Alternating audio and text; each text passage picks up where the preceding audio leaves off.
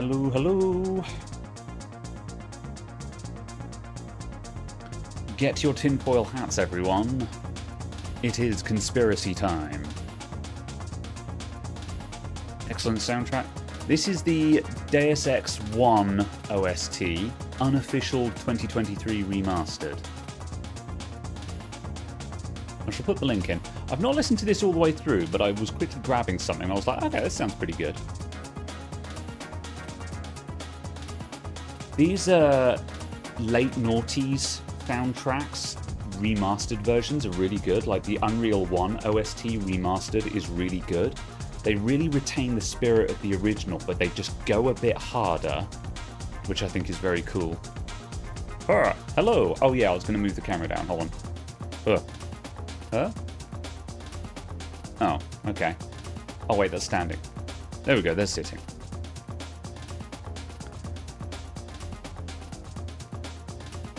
Oh, for your soldering montages, will it get you copyright struck? Ah, yeah, I don't know. I mean, this is unofficial.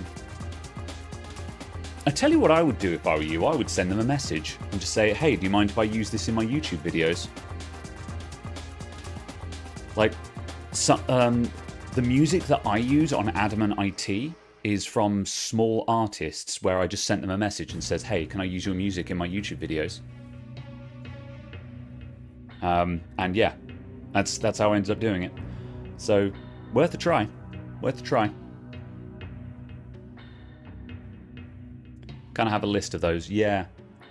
The other thing you can also do is, yeah, I was going to say, you can also test the water. You can stick some music in your video.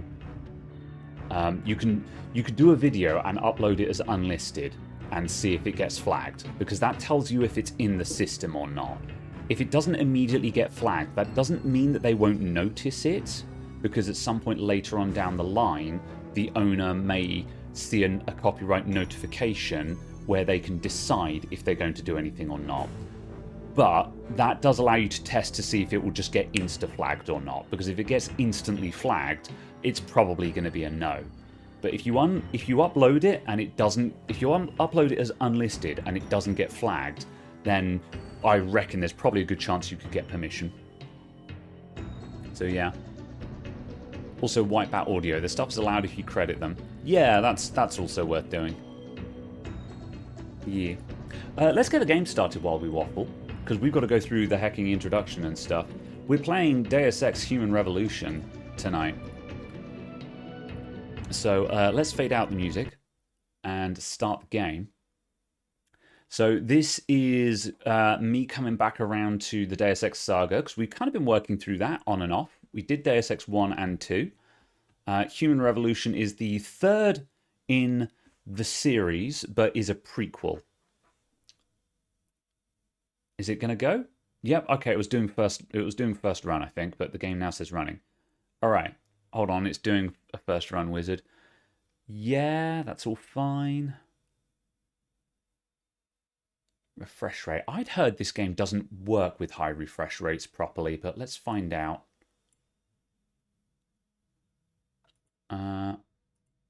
Oh, it's gonna run full screen. So I'm deliberately not running the director's cut. And I might regret that, but let's see what happens.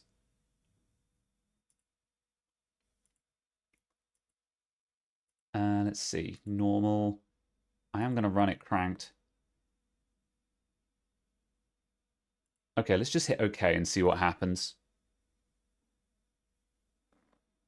Lots of stutter as the game launched. Okay, I probably should have tested this, I forgot. So I'm deliberately not running the director's cut because I'll level with you, I don't like the director's cut of this game. I think it makes the game worse. The add-on pack is not very good and outstays its welcome. In that, well, it's an interesting mission, but the mission has a lot of obnoxious fetch quests, or just that involve you going back and forth through the same area again and again, which feels like a waste of time every time I play it. I like conceptually what's going on in the mission pack because it adds a huge amount of context to the final chapter of the game, which is quite baffling if you don't know the context. However, it's a boring section that outstays its welcome, and also the director's cut changes the way that the negotiation sections work, where the negotiations happen. The success failure needle moves in 2 steps instead of 1, which makes them either comically easy to succeed or brutally unfair in how easily you can fail them. And so I'm going to put I'm going to be playing this playthrough with a couple of restrictions in place, and one of them is going to be no social augmentation, because I want those negotiations to feel authentic and intense. Is that the one on the ship? Yes, Caradog. Yes. Which I know you had a bad experience, because if my memory serves me, the first time you tried to play this game, you accidentally just dropped straight into the ship section out of context and was just like, wait, what? You know? So yeah. Okay, right. Let me get some game capture going. Let me just see if I can get into borderless mode. Can we have borderless? If I go to not full screen...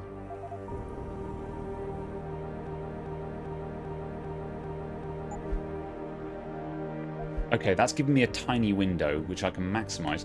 Can I run... let's see, have I got borderless gaming? Right, borderless gaming. Please full screen this for me.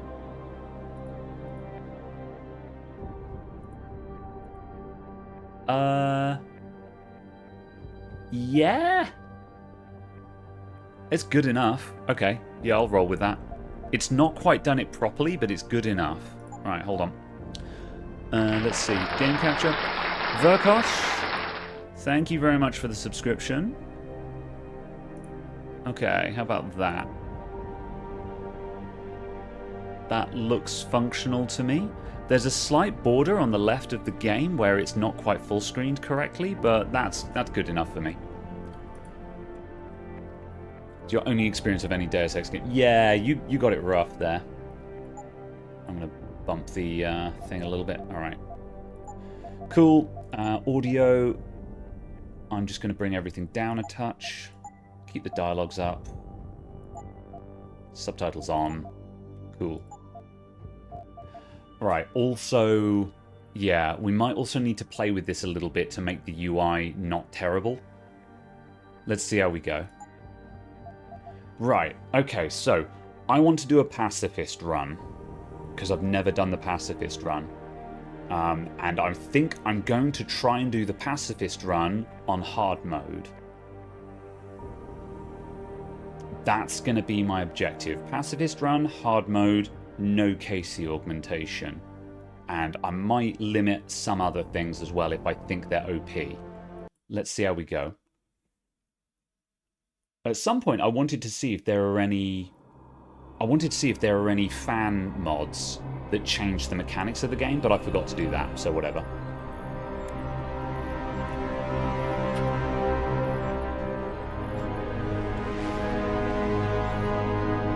It's time for the... Is everything in place? Baffling intro. Almost. What do you mean, almost? I have spoken with Montreal. The broadcast satellites are ours when we need them. A few weeks of discomfort, and the public will be primed for our recall. And the clinics? We control their purse strings. They will do as we say. I still think we should wait for the referendum. We can't afford to wait. America's Science Board convenes next month. But the mood among the delegates is shifting. I'm positive that given more time... No. By going public with this discovery, Sarif is forcing our hand. The world will not change overnight just because David Sarif wills it. Besides, we can do nothing until our biochip is ready. I thought you said you were close. Finding the correct nerve interface has proven more challenging than anticipated. Fortunately, thanks to David, I now know where to look.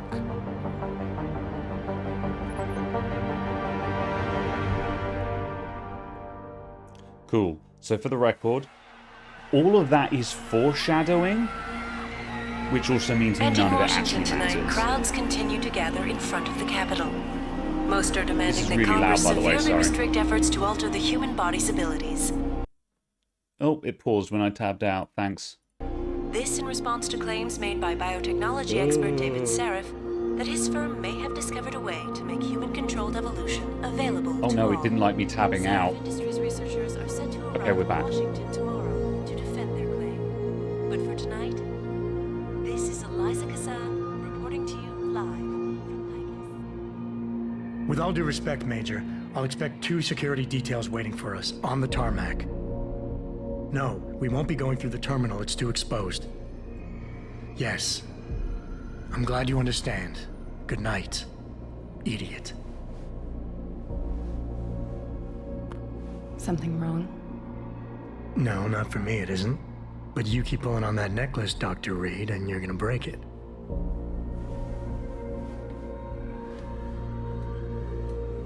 Come on, Meg. You've defended your research before. That was different. Then it was all just theories. But this discovery, Adam, it's big. Kepler big. Rosetta Stone big. So, what's the problem? They'll want to know how I found it.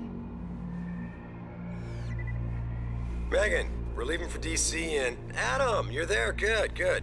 You need something, boss? Yeah, I want to go over your security plans for Washington before we leave. You and your team ready to go, Megan? Almost, David. We're just rechecking data. Well, make it snappy. We have to actually be in Washington before you can dazzle all those federally appointed know-it-alls. I hate it when he does that. Come on, I'll walk you part way. This is a really long intro, by the way, so buckle up. So I'm going to try and explain the story of this as we go, for the sake of people who want to know, because it is a decent story in this game. So where we're up to so far, this... Oh, the mouse sensitivity is really high. This is Megan Reed. She has made a very large discovery in augmentation technology that she is going to present tonight. And the first section with the guy talking on his Zoom conference, it also knows this, and all the people on that call, and lots of other people, are very nervous about what Megan is going to present. They don't know exactly what she has. All we know is that she has a very large research breakthrough in the current augmentation technology, which will shake up the status quo. Alright, how's that mouse sensitivity? Oh, it's still really high vertically. That's really odd. Oh, that's because they're separate.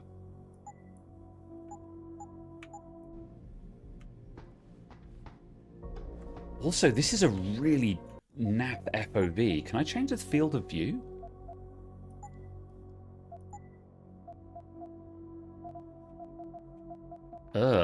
Okay. We'll deal with it for now. The field of view is really narrow on this game by default. I really should have done some more checks to see what we would lose by not playing the director's cut. Okay, I can work this. Right. Now, as soon as we get into the game, we're now going to go into another unskippable cutscene, so let's go. So this lady's research will lead into the research that creates the Dentons. Spoilers, but yes. It doesn't technically matter for this game, but yes. What did you mean back there, Meg? About how you found it? Nothing. It's just my nerves talking. There's She's something also I should very know defensive about how she about this discovered place, her about breakthrough. Sarif. Megan, Hold on. we're still getting biochemical fluctuations across the artificial flow cells. Okay. But the increased neural peptides coming from the PDOT cluster could be throwing off your calibrations. Right. I'll double check that. I can't believe you were asking about David. You've been here long enough to know if... Eric! You wouldn't be avoiding me, would you? I wouldn't dream of it, Dr. Reed. I think I know why Declan's readings are off. Too many peptides? I'm thinking the glial tissue breakdown we noticed after splicing in the repressive protein might be the cause. If we had a better cytometer... We might get a more accurate reading that confirms your theory. I'll ask David to consider it. Well, if he orders one from Page Industries, maybe they'll... This intro is a lot of technobabble that doesn't matter, but we're being introduced to other significant members of her research team. Physical limitations. Yeah, except most of our clients seem to be DOD. It's not all military. We work with teachers, doctors, construction workers. Damn it! Watch it, Eddie. Those boxes are worth more than your salary. Sorry. Nia, you almost ready? For Washington? Huh. Ah, Dr. Reed. This is General O'Neill. Dr. Sevchenko was telling me you've made progress on the Typhoon. Yes, thanks to Vasily, actually. As I was saying, sir, the Typhoon uses a modified combat chassis like the one I'm wearing. But I've improved its design using shaped microcharges to propel the steel balls. And the backblast problem? Solved through kinetic bleeders in the augment. This is setting up the philosophical thesis of this game, which is the pros and cons of augmentation. And while Megan is just like, oh, we're helping people with disabilities and stuff like that, to which Adam said, so why is it that most of our contractors are DOD then? You're right.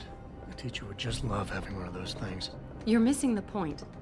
Defense contracts keep us afloat, but neural augmentations that make you think faster, react quicker, they can really improve a life. Everybody's lives. David's talked about it for years. Yeah, he is a talker. He's a good man. Admit it, Adam. A part of you likes him. I like everyone, Dr. Reed. Yeah, right.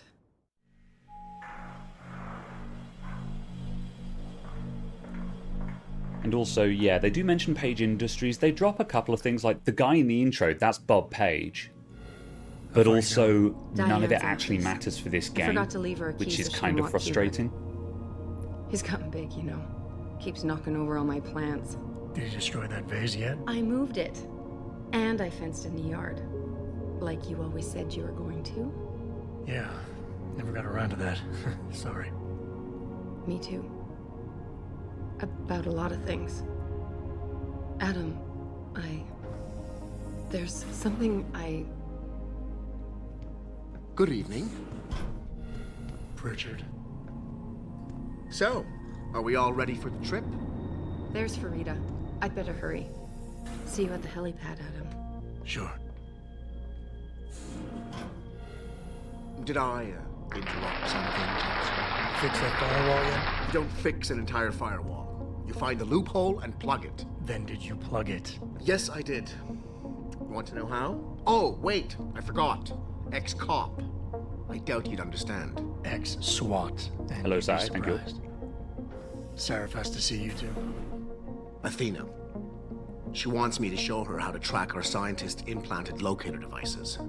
In case your security plans in Washington don't measure up. They will. Gentlemen, how wonderful to see you both. Go right in, Adam. He's waiting. This is the newest encrypted GPL tracker.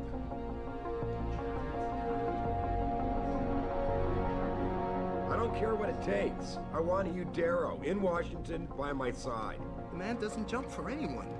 He's a Nobel Prize winner. Senators love this guy, Lyle. The hearings will go much smoother with him there. Big day for us tomorrow. Everything in place? Yes, sir. Capitol Police will escort us to the Hill, and then Federal Protection Services takes over. Good, good. How's our girl holding up? She's nervous. All she has to do is show him her research. She explain it to you? Not really into the whole science thing, boss. It's incredible. All those purists out there accusing us of tampering with the natural order, when all Megan's done is figure out how to unlock the potential that exists within our own DNA. It's safer and easier than anything you, Darrow, ever did. Environmental malfunction. Laboratory subsection 6. All lab chiefs, please report in. We better not take any chances. Not tonight. Use my elevator to get down there. You know the code?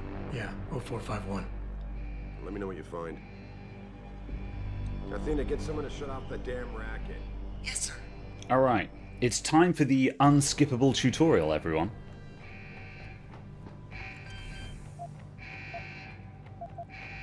Oh, interesting. Is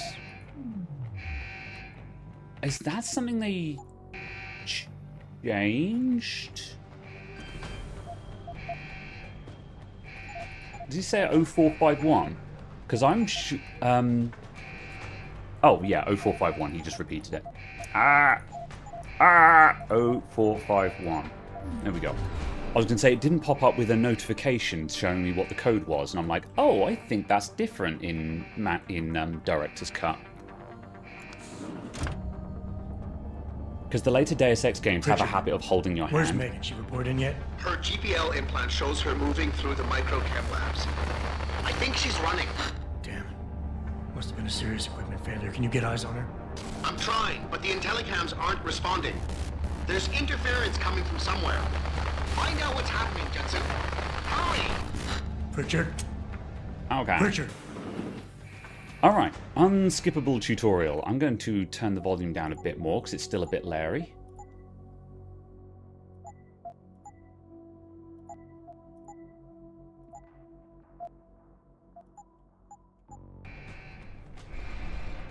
Okay, right. Oh no, the man. Right, how to duck. So the lab is under attack, everyone. I'm going to gloss over this section because it's just the unskippable tutorial, so here we are.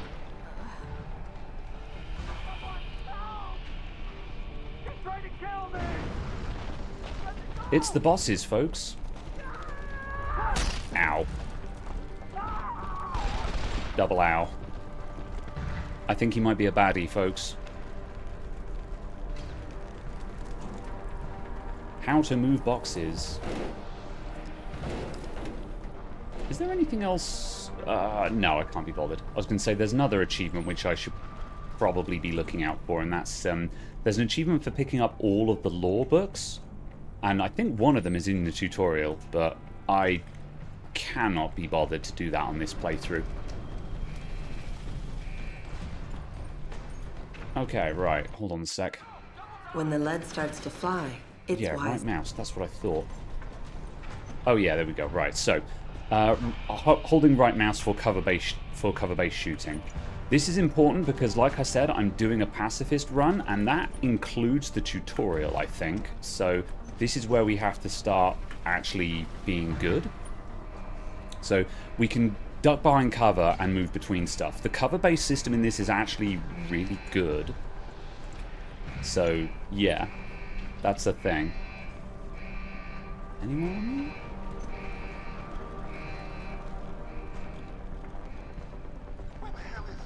They're coming in up there. Okay. Oh, crap. I just moved in between desks.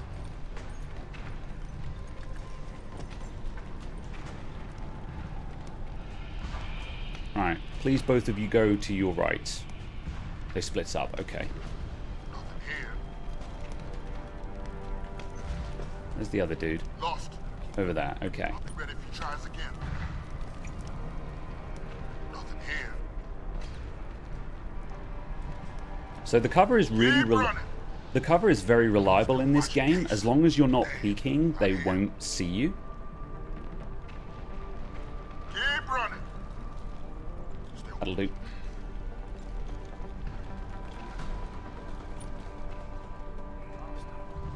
I think I'm good. We good. Nice. We don't need tutorials, we do them. It's true. Fun fact, the speedrunners for this game have a communal save file that they all use, which skips the tutorial. They've just all collectively decided to not do the tutorial that cannot be skipped. And great video 443. Thanks. I appreciate it. I was very happy with that video. That one came out well. Good. Can't risk letting anyone try to play hero. Okay, right. Especially scientists who don't protect their work. Understood, sir. They're walking away. I'm going to go down the right-hand side, I think. I can't remember the route through this room. It's been a hot minute since I've played this game, so... yeah. Right, I need you to turn around.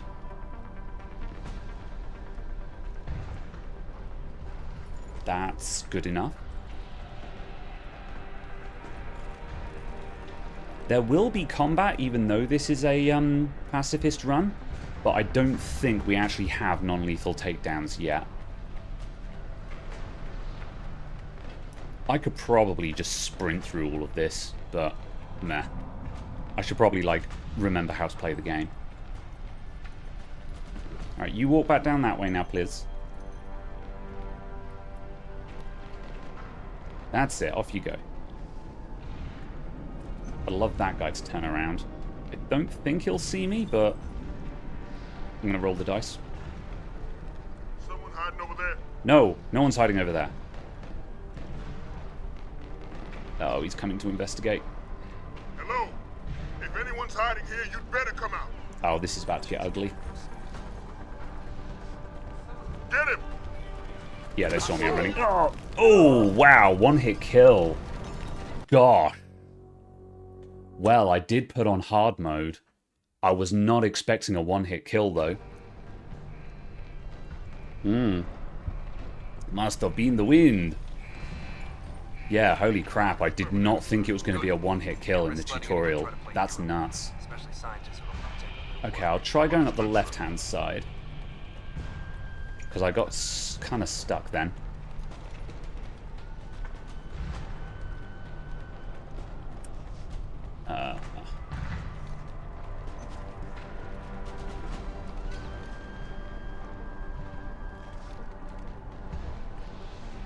Where's this guy going?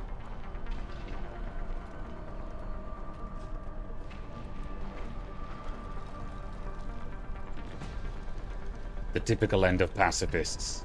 It's true. Oof. Okay. Pushed the envelope with that guy there, but we got away with that. I need to be further back in the room. I need to be behind here. There we go. That's better.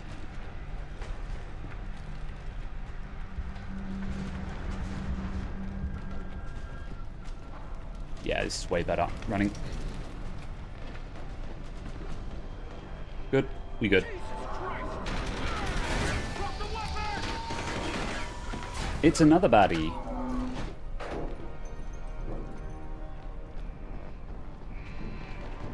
Thank God. Invisible woman.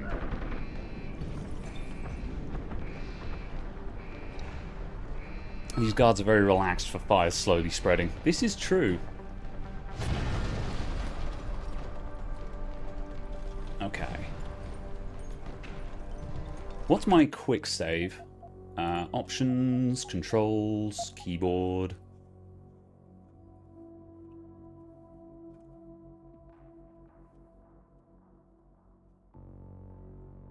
Am I blind?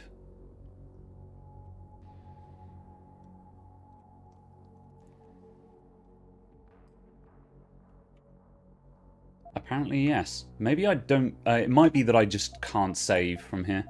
Oh well, I'll just do it manually.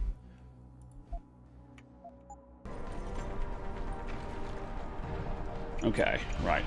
Where is everyone? There. They're moving toward me. I think I want to go around the outside of this room.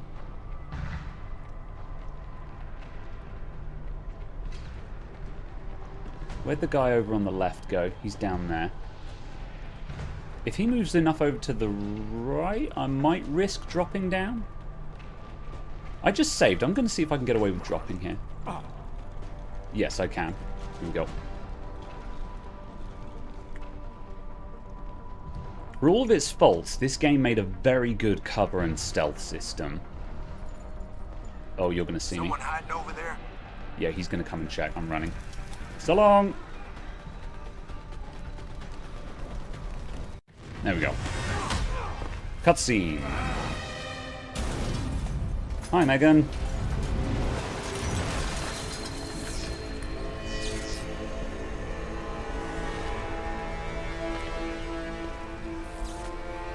There we go. That's the tutorial done. Now we actually enter the start of the game.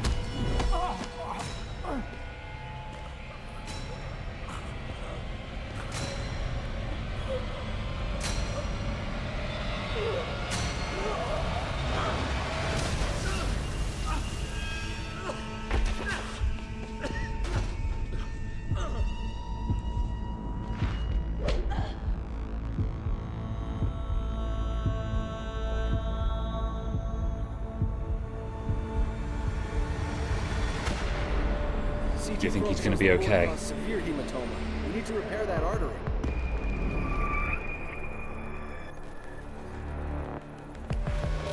Cool cinematic intro. Let's go. My God, how thick was the glass?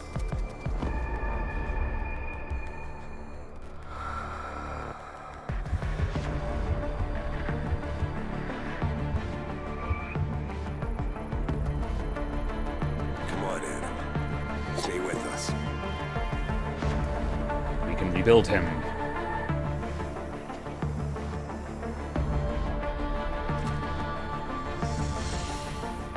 Yeah, he's no good to me like this. Prepare for insertion of ERCC-1 craft.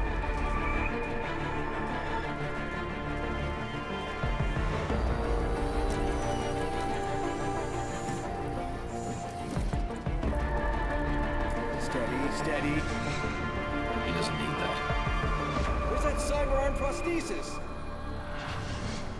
I love you.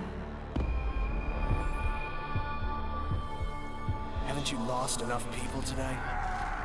I'm sorry. We're seconds away.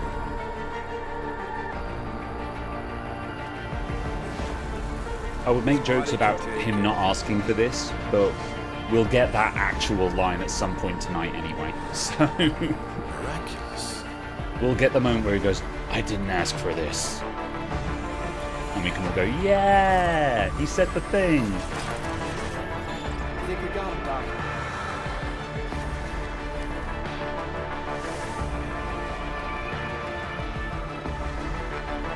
Give him the info link.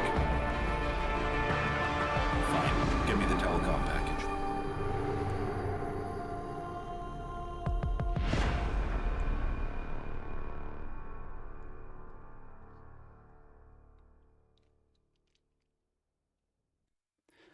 Yes, we are doing pacifist run. I'm kind of going to make up the rules as I go, but the current rule set that I've got in mind is hard mode, pacifist, no social enhancer. Also, we're not on director's cut, we're on the original game, because I don't like the director's cut.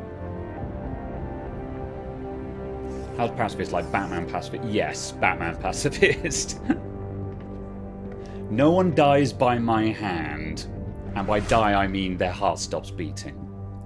But yes, we are absolutely going to knock heads together, because that doesn't technically kill people.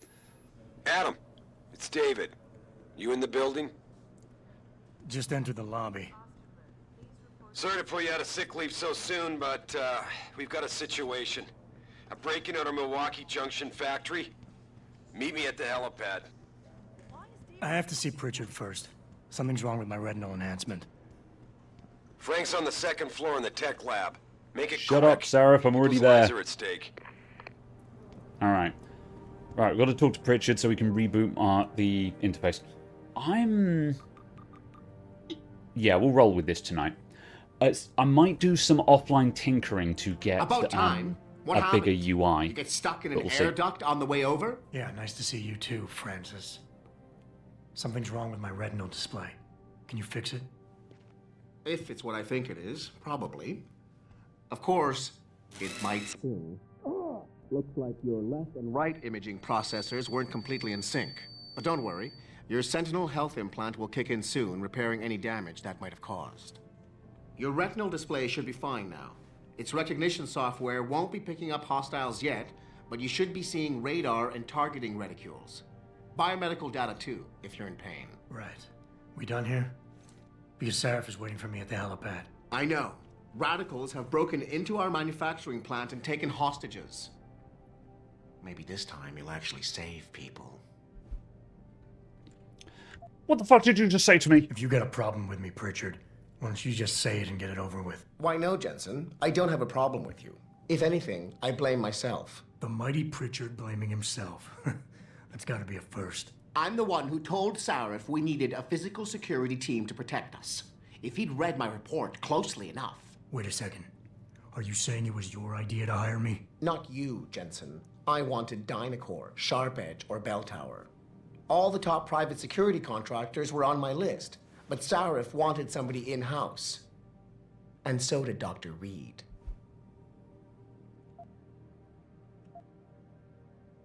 Alright, let's bail out this. Pritchard is a colossal dick. We're done here. But there is an important facet there. Is in the intro, he said that there was a hole in their firewall, which is how people got into the lab in the first place. So he is saying, oh, your security didn't do a good enough job, but technically it was his fault for not noticing a hole in the firewall. Make of that what you will. Can you pacifist the bosses on non-director's cut? No. We will be killing the bosses. That does not count. So yeah. Also, ha ha ha, look, it's Final Fantasy 27. Right. Ah! I walked into the wall. Right, I'm trying to think if there's anything I need to do here before we go.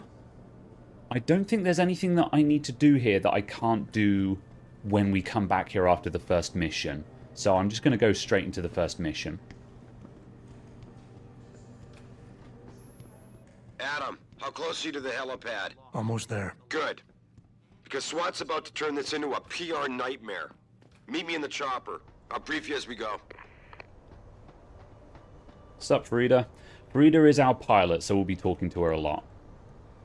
Welcome back, Jensen. Didn't think we'd see you around here for a while yet. You know how it goes, Malik. Duty calls. This game is set in Don't I 25 know or it? 26 or something. I was in my wingsuit halfway to the top of the Renaissance Center when I got the 911. It could be. You could figure it out if they don't say it Time directly. to come back from the dead. You sure you're ready for this? Only one way to find out. Roger that. The boss is already on board, arguing with the DPD's tactical response team. They've got the plant surrounded, but Mr. Seraph wants you to go in first. Cool. You all set here? One of the Because the sooner we manufacturing take plants off, has the been better it will be overtaken for by everyone. terrorists. So we need to go and secure it. I'm ready. Great. Then let's get airborne.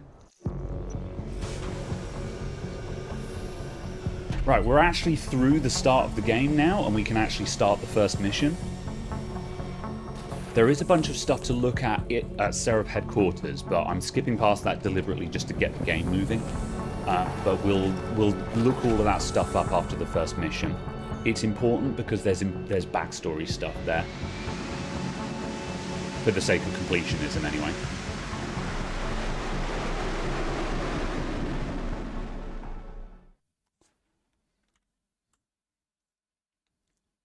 I told Farida to put us down on a roof.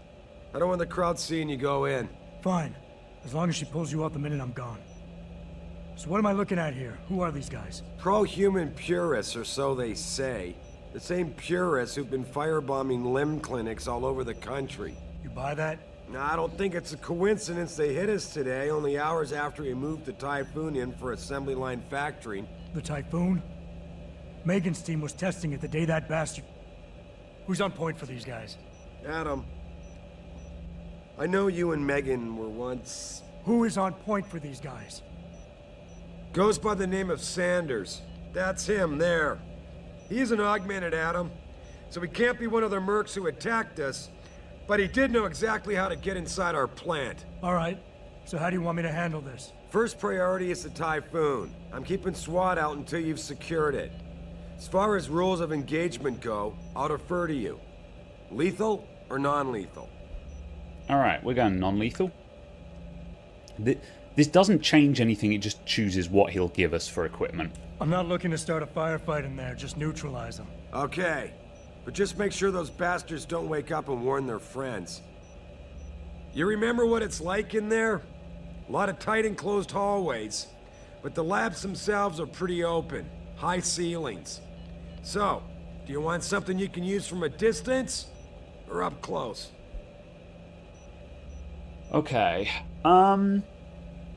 Right, so... we can get a stun gun or a tranquilizer rifle here. The tranquilizer rifle is the most overpowered gun in the game, but you don't get much ammo for it. However, I'm going to take it anyway because it's a problem solver. We have non-lethal takedowns that we can use just melee attack. The stun gun is good, but we'll find one very soon anyway, so I'm going to take a tranquilizer rifle. Give me something with distance. If I get too close, I'll take them out personally. Just try not to break anything expensive. The Typhoon should be in the factoring labs, but Pritchard will tell you more as you go in. I've got him running comms. Terrific. Anything else? Keep your eyes open for hostages. Free them if you can, but the Typhoon is your #1 priority.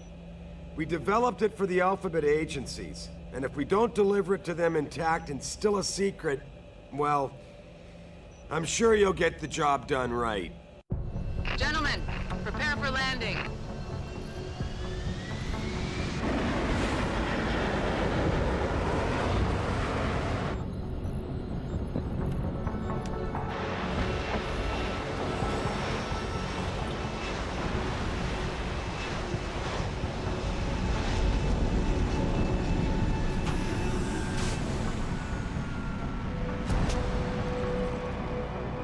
Classy on the hostage situation. Yeah, well, that's where his priorities are.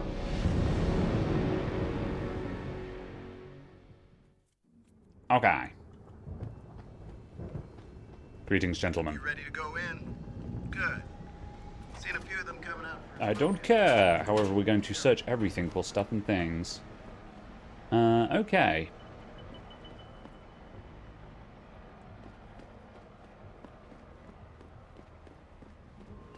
Right, past the SWAT guys.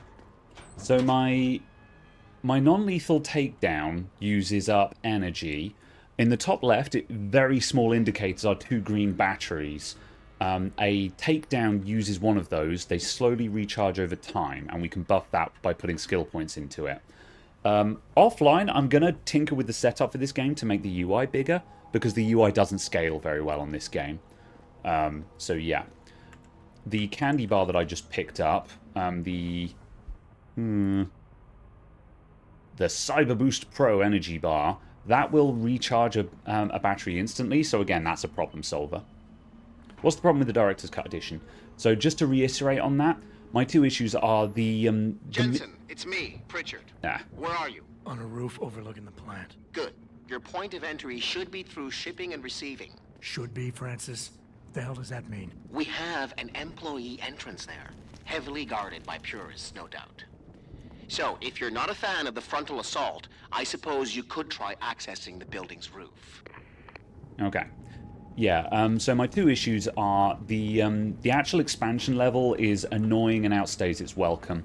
It's just arduous and I don't like doing it. But my other issue as well is the Director's Cut changes the negotiation sequences where they move in 2 steps instead of 1, which I think makes them objectively worse. So I want to play without that and just see if I go, oh wow, yeah, this really is much better. Right. So, where's down there? I'm probably going to take the roof entrance just to avoid engagement. It doesn't make a lot of difference, though. The levels on this game are very linear. So, most of the time, picking a different route is only good for the next few meters, kind of thing. Everything seems under control. No sign of SWAT. No sign of anyone. Okay, right. I'm going to try once again to check what my quick save is.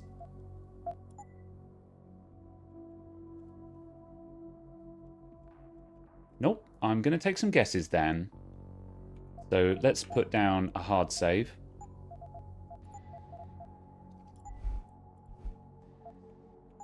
And let's try F5. So F5 is quick save. And F8 is quick load. And it does prompt me. Nice. Okay, cool. Right, let's take down this idiot. Don't turn around, don't turn around. Good. Non-lethal, pacifist takedown.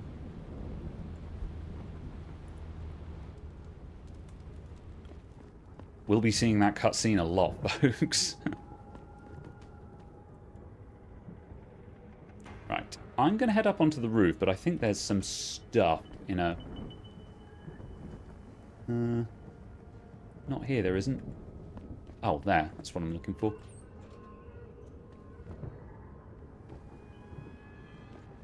Aha. Stun gun darts.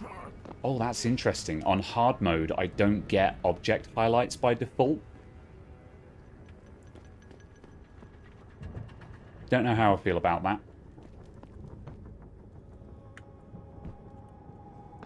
Oh, come on, I can make that.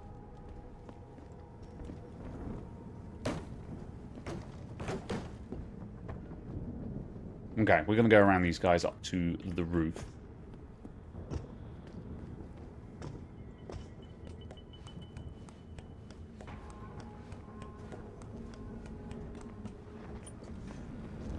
Whoop.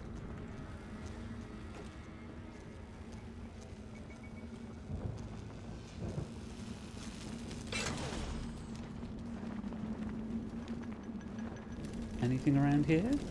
The reason why I'm hesitating for object highlight is it makes the game harder because I've got to really look for items and know what items look like. But it also means that like vents don't automatically highlight as well. So actually, no, I do like it because I would like it for things like Nicely done, pickups to be visible. May I ask how? A vent on the roof. It'll be in my report next time we discuss security loopholes. Oh, goody. I'll be sure to take notes. The Typhoon is in the factoring labs. There's an elevator just past the assembly labs that will take you to it. Got it. Okay. Yeah, because I like it that doors and vents and stuff are not highlighted because it makes me feel a bit less hand-holdy. But things like seeing object pickups is just nice to have because like in real life you spot things better than in a video game. Right, there is a path all the way across these lights if I don't heck up the jumps. Or I can go across the shelving. Ooh. I'm not going to make that. I'm going to drop down.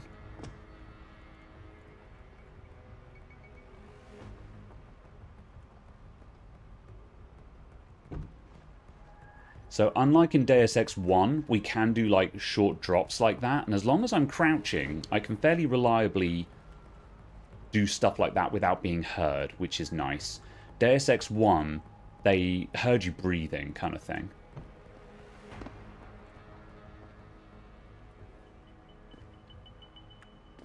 Oh, that was very risky. I'm surprised I got away with that. Right. That's the main door we're in, so we've kind of just come in the main door. I think I need to be on the other side of the ruins. Oh, shit. Running. Or was that the door I wanted? It might have been. I'm running. Oh, damn it. If no one comes through the door, I might be able to get out of this while they empty their guns down the hall. Reload, reload, reload. Ah, no. Okay. I got unlucky then. Just as I went to climb those boxes, a guy turned around and saw me. So this is going to be the catch of playing on hard mode, is if I get seen, I'm basically toast. But also, because I'm playing pacifist, I kind of don't mind that. So I'm gonna roll with it. It's like a shootout naked gun. That was kind of funny how they were just emptying, unloading in my general direction there. There we go. I hung around this bit for too long and that guy walked back, whereas now I just walk straight up here.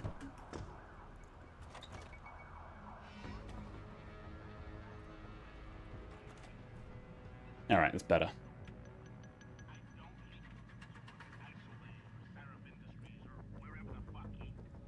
Can I see through there?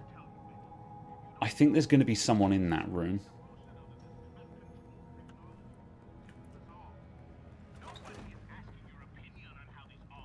Oh no.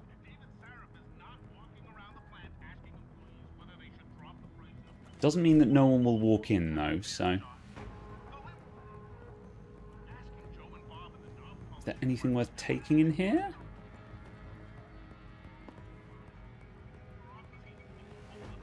Yes. Tranquilizer darts.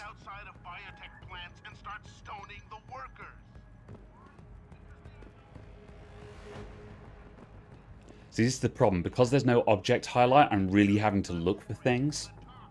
But I kind of like it actually. It's adding a unique challenge that I haven't had to deal with before when playing this game.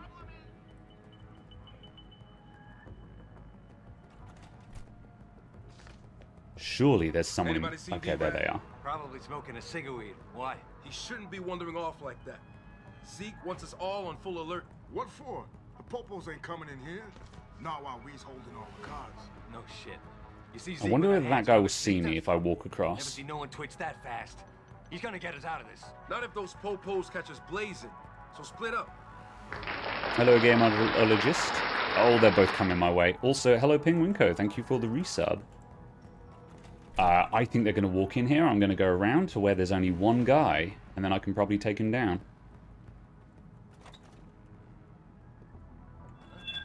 Ooh. The guy walked into the room and saw something.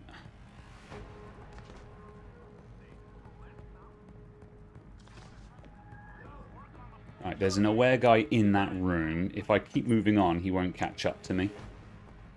But I got to get moving now. I'm using the radar in the bottom left just to keep track of where everyone is. Yeah, we'll take you. I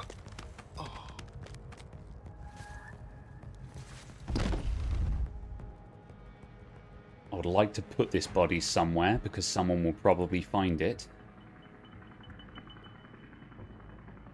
But also, I don't think anyone else is actually going to patrol this corridor. I think they're all going to stick to their respective rooms. There's going to be lots of stuff in there. Is that guy going to...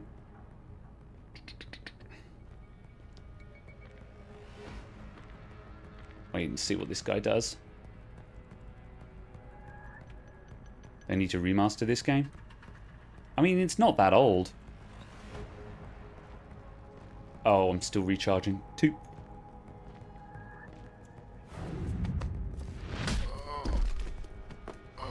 It will never get a remaster, though, so it's kind of a moot point. They never finished the trilogy, let alone remastering it. I may as well hide this body because I can. Mankind Divided, which is the next one in the series, did tweak the gameplay in a really good way. However, also Mankind Divided just doesn't have an ending, which I found very frustrating when I played it the first time around. Man, this field of view is really unpleasant. I will absolutely be working on fixing that before the next stream.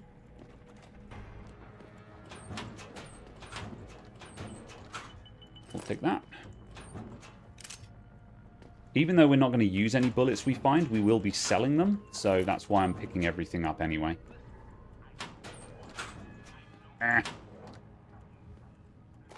Ooh, concussion grenade.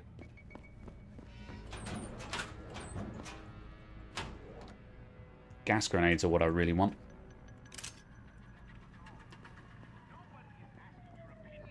Right, that's the way we came.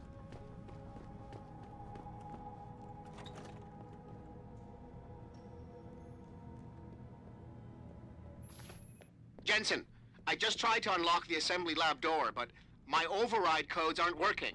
Someone's changed the protocols. What? Didn't you plug the... I'm on it. But until I find this particular breach and fix it, you'll have to hack the door manually. Pritchard out. Okay, time for hacking, folks. So the hacking game on this could be really interesting, but actually isn't. So the way it works is I have to capture nodes on this network. I do that by clicking on it and then saying capture. And the objective is to capture the green orb here. That's the goal. There could be more than one goal, and if there's more than one, I need to get all of them. So when I capture something, there's a 60% chance that I will be detected, and if I get detected, the firewall will begin trying to move toward me to capture my node, and if I get captured, then I lose. So theoretically, it's supposed to be a strategy of, you know, capturing or defending and trying to be sneaky. But the solution is always just to click really fast up to the goal and just outspeed everything. There's almost never any point in doing anything other than that. So we are just going to click through these. This one's the tutorial, so yeah. So that's now coming toward me. But it's a level 1, so it's going to go really slowly. We've got like 30 seconds. It's fine. I could like defend my points to make them slower to capture. But again, there's kind of just no point. You may as well just click through everything. Clean room. Hello? Okay. Right, so here's the main lab. As Sarif told us, the labs are fairly open with high ceilings. He asked for it. Kept calling me a biggie. No way, no way! I am not going to prison for this! Hate to tell you this, Trev, but once that bomb goes off, this guy won't be the last Skinner in here who buys it. Shut up, J-Ro. Trevor, you gotta calm down. Help me find something to cover him up with. I'm telling you, man. Okay. This faction that we're up against are kind of idiot-balled through the entire game. They're supposed to be the anti-augmentation people, but they end up being so cartoonishly villainous that you're supposed to side against them, which kind of sucks. They could be a lot more interesting, but they're not. They're kind of just idiots. I am going to try and circumvent this room rather than take them all out. We need to get to the office up at the other end, because that's where the hostages are. I'm going to wait for that guy in the middle to not be looking in my direction and then drop down, I think. That'll do. And there's a vent. This game has a problem with vents, where there's always a convenient vent for you to use, but I'm doing pacifist on hard mode, so thank you very much, I will use the vents. I think it would be interesting to do a playthrough of this where you make a no vents rule unless you're required to use them.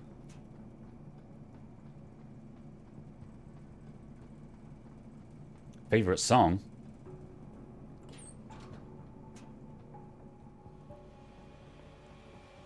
Like, ever in the world? That's a tough question.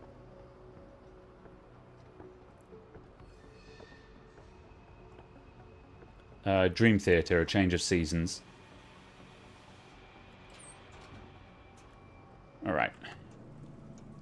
I think this goes into the hostage room?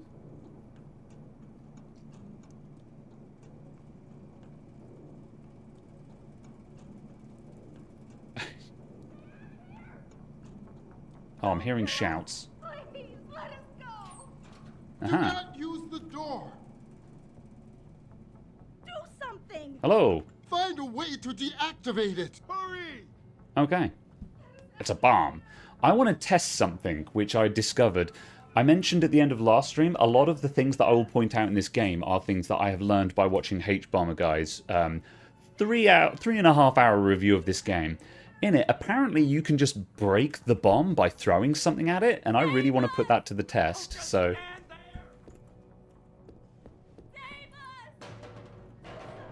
Okay, maybe I missed. Bomb squad! Automated dispersal device deactivated. There we go. Countdown terminated. Have a nice day. But the arm has been disarmed. Sarif, I found the hostages. I'm relaying good news, I hope. They're safe, and they're staying put. SWAT will have to exfil them as soon as I've got the prototype. I'll tell Sarif, but don't... What? Okay, disadvantage of throwing something at the bomb. Everyone heard me throwing something at the bomb. Alright. I will defuse the bomb silently this time. However, yes, you can indeed defuse the bomb by throwing something at it.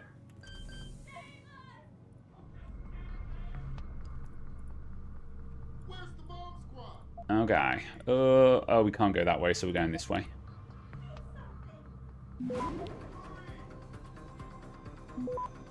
Can I click through here in 30 seconds? Find out after the break. Access granted. Automated. There we go. Right, this time I didn't make a racket by throwing the bin around the room. Pritchard, get word to Sarif. I found the hostages. I'm relaying good news, I hope. They're safe, and they're staying put. SWAT will have to exfil them as soon as I've got the prototype. I'll tell Sarif, but don't take too long. Listen up. I need you all to stay calm, keep your voices down, and wait here for SWAT. The plant's not clear. Listen up. Not clear? Keep your voice But down. those terrorists, they've got my wife. Your wife? She's the manager here. Josie Thorpe. They said they needed her to open the administration building. They were looking for evidence of some kind. Please, I haven't seen her since. You have to find her. I'll do my best. But right now, I need you all to stay here and wait for the police. Can you do that? Yes, of course. But please, hurry. You said they were looking for evidence? What kind of evidence? I don't know. They're purists. They think the body is sacred and shouldn't be tampered with. They probably want something that will implicate us in moral wrongdoings. Did they know about the typhoon? It's a top secret contract. How could they? And we only moved it in a few hours ago. Please, I don't think they expected anyone would be working today. And now that they're backed into a corner, you have to find my wife, please. This is the guy who was in house, the war vet who lost his hand. Basically, yeah. And again, Zeke Sanders could be a very interesting character, but the problem is that the Purity First group guys are written to be comedically inept, so you kind of don't get an opportunity to, their arguments are interesting because they form part of the philosophical thesis of the game. We'll get to that though. However, yeah, they're kind of just like all assholes here. So you're like, they're taking prisoners and setting up bombs and shooting people. So it's just like, you don't care to hear these guys out. No laser eyes. Yeah, it's the game's got some flaws in it, but it's got some interesting ideas. I think I'm going through here. Can I close the door, please? No, I hope that door will close after me. Is the door closing? It is. Good. Okay, right. We've got a chap and a camera. See, this would be a really good place for me to use the tranquilizer rifle, but the problem is the camera will see the body, so we've got to wait for this guy to walk down the hall. I need to be able to drag him out of sight of the camera. Unless the camera isn't going to swing around to look at me. Yes, it does. Oh god, it's following him. Oh, he's going to walk away before the camera moves away, isn't he? That's terrible. Oh my god, that synchronization is actually awful.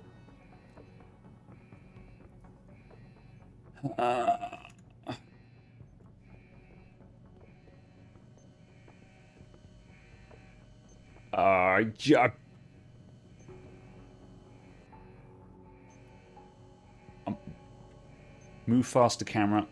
Yep, we're good, we're good. Is that good? That's good.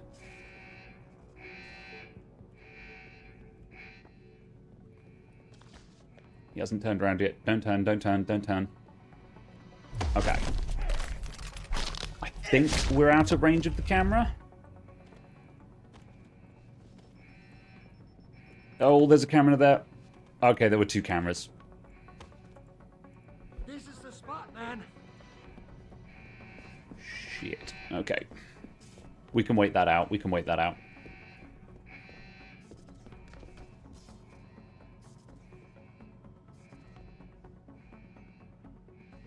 Balls. This is the other problem with a pacifist run, is they can get their dudes back up again.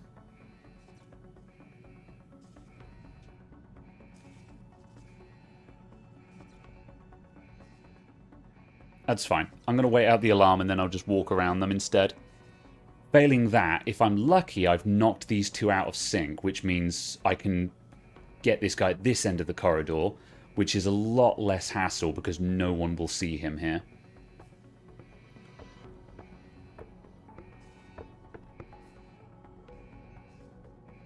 Turn around.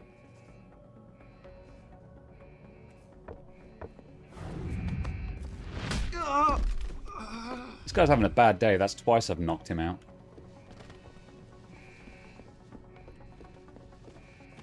Okay. Camera's coming around.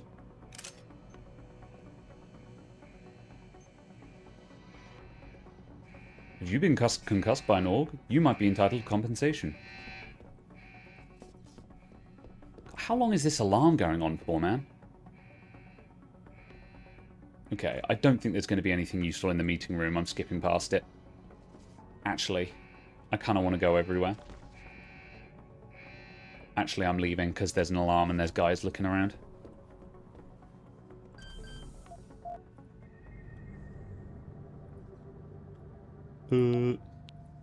Oh, that's the wrong way. There's a one-way line there, so I need to go over the top route. Access granted. Okay. Anything in here? Yes, energy bar. Gotta wait for this room to cycle now. I'm kind of tempted to make a rule where I'm not allowed to get the battery upgrades, which would force me to have to use the energy bars. But also that's just going to slow the game down. So that's not actually very fun. But what's he looking for? Proof that these fuckers are lying to us, I guess. Just like...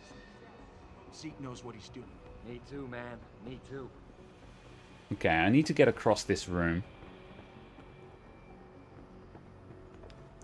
I'm guessing there's a vent behind those boxes. I'm going to try for that. Wait for this guy to turn around.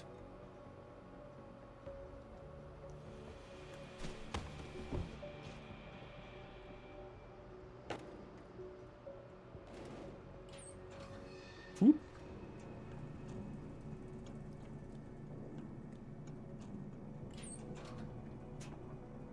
So the problem with vents in this game is that they kind of just solve every problem that they're near to. In Deus Ex 1, there are vents, but they don't go anywhere in particular. Whereas in this one, vents always go directly around a problem. Which, initially you're like, oh, that's cool, you're rewarded for noticing the vent. But then you realise that there's always a vent. Every single time. And it becomes a bit sort of hand-holdy. Right, this has gotten us halfway around the room. I think I can work with that. Is there anyone to the left? Oops, someone saw something.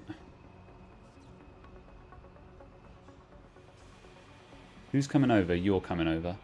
Okay, he's going to go over toward the doorway there, so I think we're good. Yo! If you're here, you better come out. I need that guy to not be there. Don't walk forward. Go back the way you came. Wasting my time. No one's here. Okay, he's going to go back. And he's going back. Okay, we're good. Do you need to vent about this issue? Oh! So long, idiots.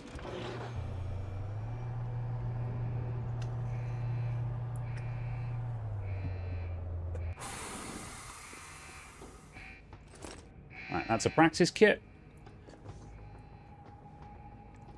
We don't care about it because... oh, actually, I kind of care about it. Okay, so this is the augmentation menu.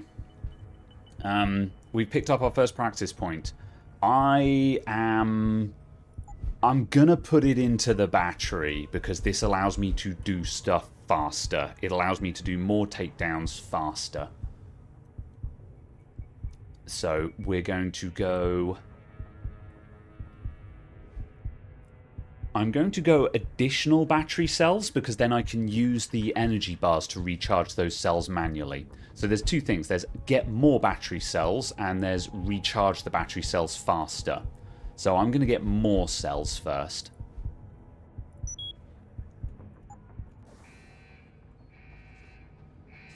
And just to remind me, the energy bar... Replenish a single energy cell. Yeah, okay. So only the first battery recharges on its own at the moment.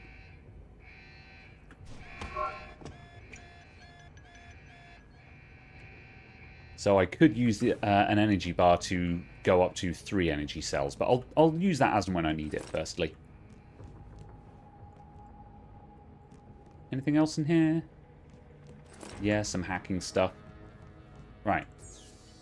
We can disable the camera and the turret around the corner from here. More hacking tutorial stuff. This name is important, D. Dutchman. It doesn't matter right now, but remember that name. I'll remind you when it matters. So, because we picked up some hacking software, we now have a stop virus and a nuke virus. A nuke virus allows me to take a node instantly without being detected. So it's a free move.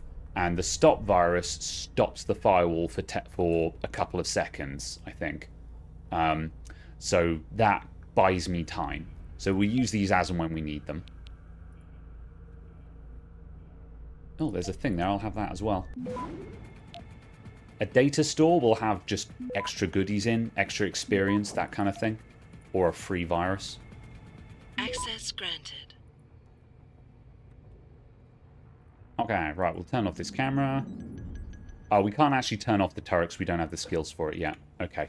That was probably a waste of time, but whatever. We got more experience by doing stuff. Huh. So, in that case, we'll use the vent that immediately goes around the problem. I think another thing... Actually, let's... Now I've got the Traveler bonus for that. Let's be Larry. I will hide behind this box. Oh. Okay, the box could be destroyed. Okay, never mind. I think a metal crate would have been okay there because it can't destroy the metal crate. Never mind. We'll go around. I think I could probably explode it with my grenade as well. That would have been an option.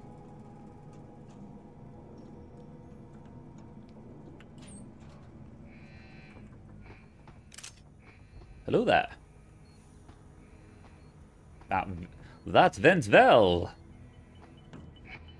There's an experiment that I need to do at some point in this game. Is if you get the strength upgrade, you can pick up security turrets and carry them in front of you.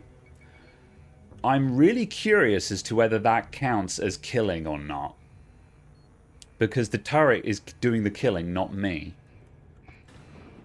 But the problem is, there's no flag that tells me if I've failed pacifist or not. So, right, we're going into a cutscene here. Here we go.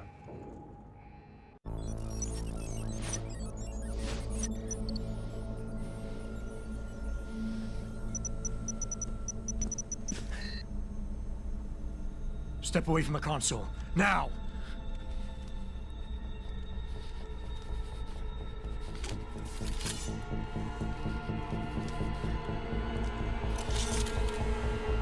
Help me!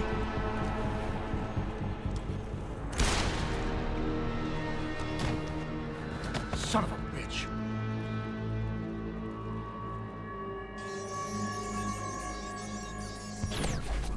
Pritchard, you still there? Where else would I be? Patch me to Seraph, now.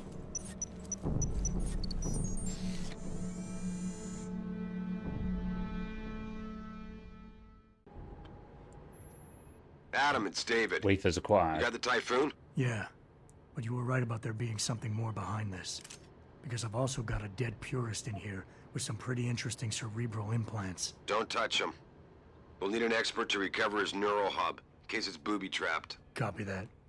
What about Sanders? SWAT's pressure me to let them off the leash. Find them before they do, and deal with them. Okay.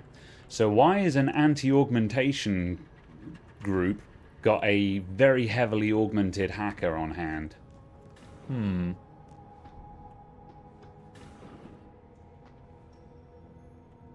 Right, I think there's actually no threats between here and the boss. I say boss. Technically a boss. Minor boss.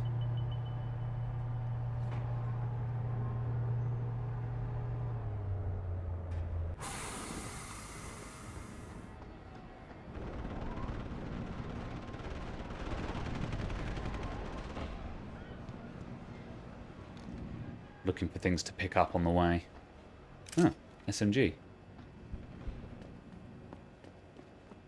I'll sell it at a high price.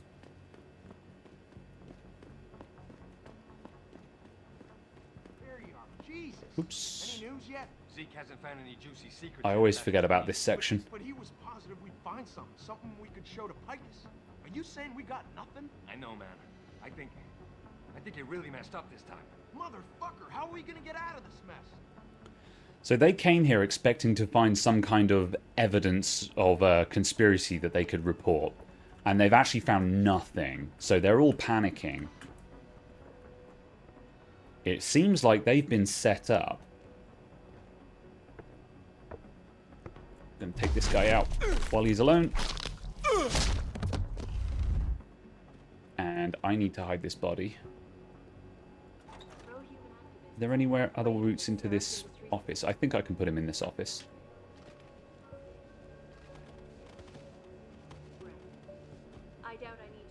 I will put him over here.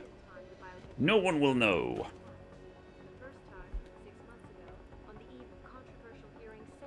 Okay. Is there anything in this room? I need to watch the windows while I'm in here. That's the problem. For tonight, this is Eliza Cassan reporting to you. Nope, that'll do. I'm leaving.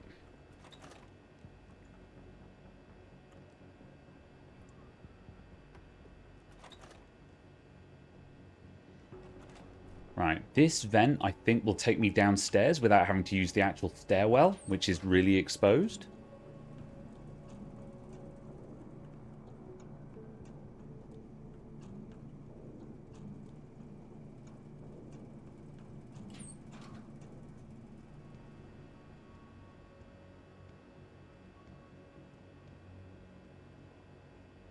Quick look in here.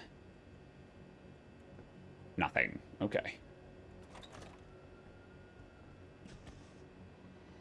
Okay, right. We were up there previously. Now we're below. I need to cross this room. There's a lot of dudes on the radar, though.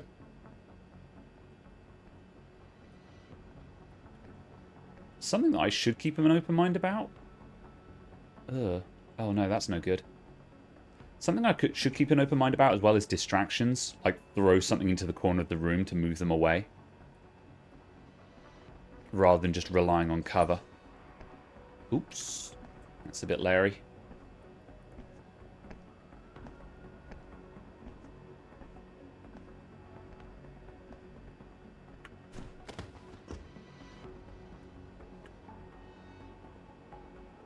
I need to be over there, I think.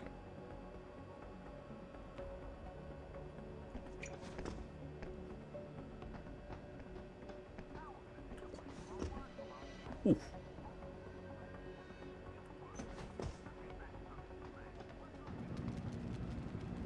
Alright, we're good. I think you can get interesting stuff by reading emails on the computer, but I don't think... there's no law that we really care about. Right, I think I'm clear now.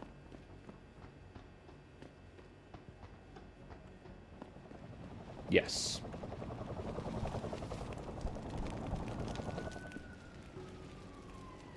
Ebook.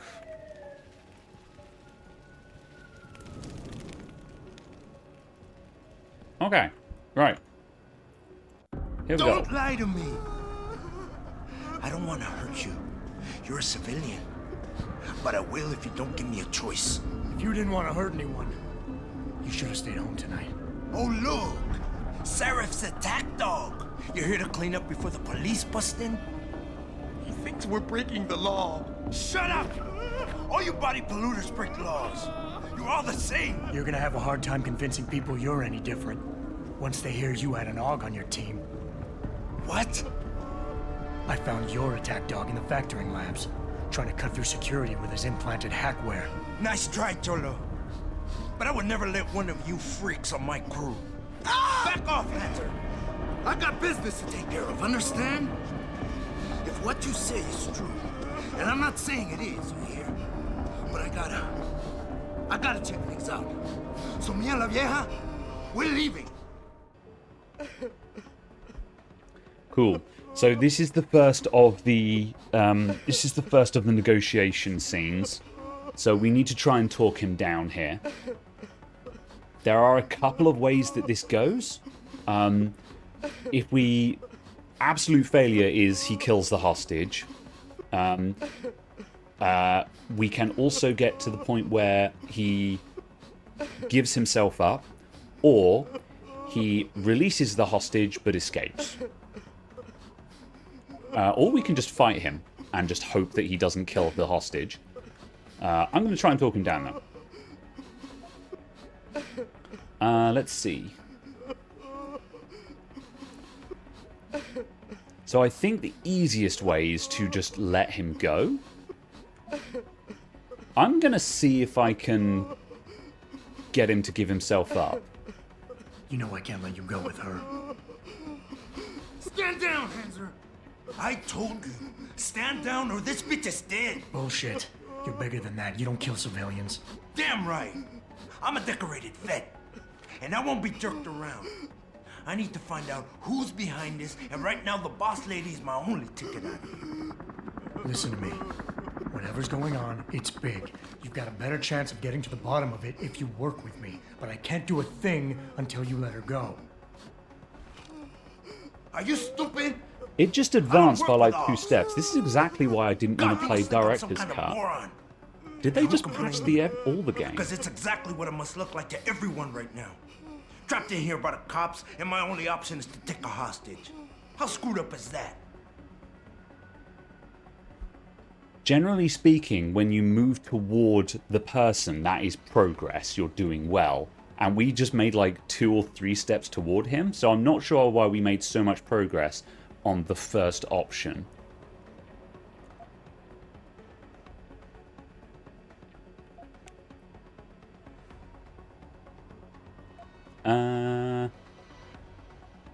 So empathize will get him to release her, and he escapes. I'm going to try and reason with him just to see if... Again, I want Nothing else to say! Yeah, whatever. I want to see if I can get him to give himself up, because I don't think I've ever actually done that before. You just think that taking a hostage is your only way out of here. You're so committed to that tactic, you're not seeing any other solution. Let her go, and you will. Sorry, but I got no choice. There's no way I could put my trust in you. You're on the same side as the cops. They got me completely surrounded and there's nothing I can do. I'm all alone in here. That didn't sound like it went well.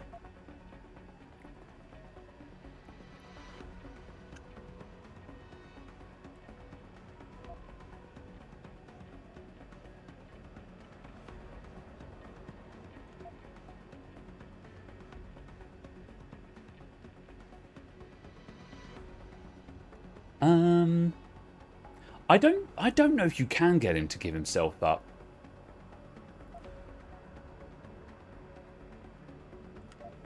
I'm going to reason again because I'm fairly certain this gets through.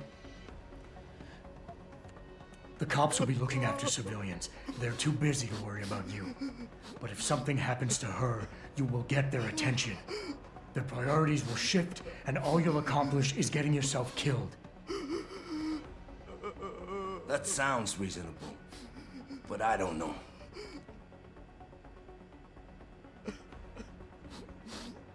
You know what? We're done talking. The puto who tricked my brother thought he had us beat, but we are so much tougher than he counted on.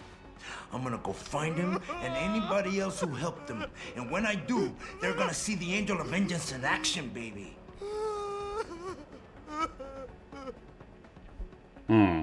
Okay. I think I've got one more shot at this. This isn't going... We're kind of on the ropes here. We're very far into it, but that was not the right answer.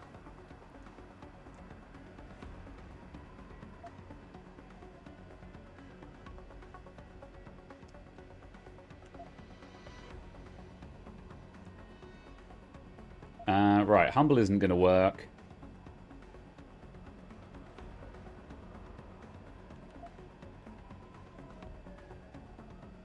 Nothing else to say! I know. Alright, I'm going to try reasoning again. Listen, the hacker's plan was for you to die. He knew there would be civilians here tonight. He thought of everything. He used your brother because he knew you would trust him. That's how well he knows you. He expected you to take a hostage, just like he knew the cops would kill you for it.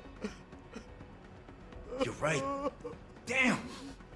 You know, he even asked me once about hostages. I told him I would if I had to. I thought I had to here, but I can't afford to, can I? Go on, get out of here. You're free to go. I did what you wanted. So let me go. I got played here too, I see. I've got as much interest in finding out who's really behind this as you do, Cabron. Yeah, well, maybe I'll owe you one. Yeah, he's leaving. But I promise you this. Someone's gonna pay. That's fine. That's still a good exit because we saved the What's your hostage. situation? Adam! Sanders is gone, boss. But I'm pretty sure he's just a dupe. Somebody else set this up. Damn it. Okay, I want you back here now.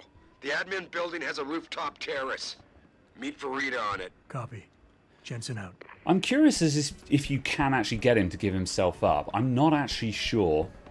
And I didn't actually want to blow it then, so I kind of went back to the route that I knew would work. Just a little shaken up, but what about the other hostages?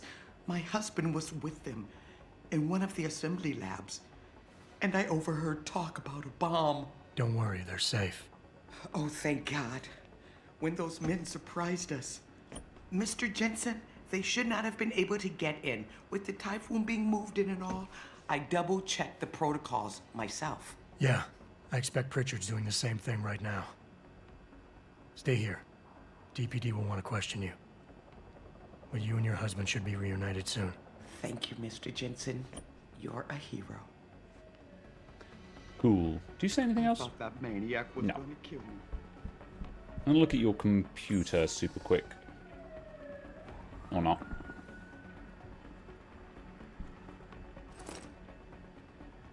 Is that her password? Yeah, J. Thorpe Hydra. I'm just going to quickly have a look. Hydra. Yeah, this is just lore, just saying. This is interesting lore for people who care, because this is Sarif saying, you know, look, we're in dire straits here. We really need the Typhoon. You know, these DoD contracts, they're the only reason we're not going bust right now. Because if you'll reckon back, they had, at the start of the game, they had all of this fancy research, but then people broke in, stole, all the scientists got murked and stuff, and so now they don't have anything. So the Typhoon is kind of the only thing that Sarif has left going for it, which is kind of why he's prioritizing that above everything else. Insecure password, it's true. Alright, let's go. Sorry, Mr. Thorpe. The target is on lockdown. I can't let anyone in. I saved your wife. My wife? Is she all right? She's fine. A little shaken up, though. Swab will need to debrief her, but you'll see her soon. I don't know what to say. I think I've given up on her. You're a true hero, man. I'll find some way to repay this, I swear. There's no need for that. I was just doing my job. Don't be modest. I didn't recognize you before, but I know who you are, Mr. Jensen. And I know you weren't supposed to be back at work yet. Thank God you are. I'll be in touch. Count on it. Cool. So by saving him, we unlock a little reward later on, which is nice. Hello, Malik. You made a lot of people happy tonight, Jensen. And not just the men in suits. It's what they pay me for. No. They pay you to put corporate interests ahead of people. You found a way to satisfy everyone. Guess Dr. Reed was telling the truth about you. Megan? What are you talking about, Malik? Before you were hired, she said the papers were lying about Mexican Town. That you weren't fired from the force. You quit when you realized Protect and Serve had become Protect and Serve the corporate interest.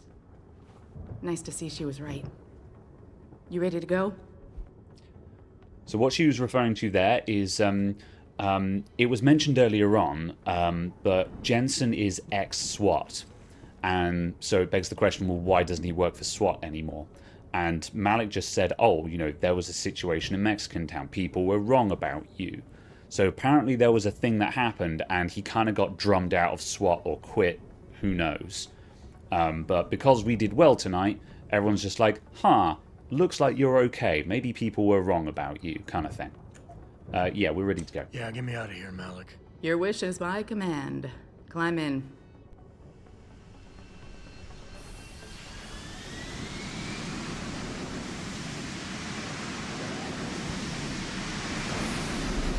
Mission 1 complete.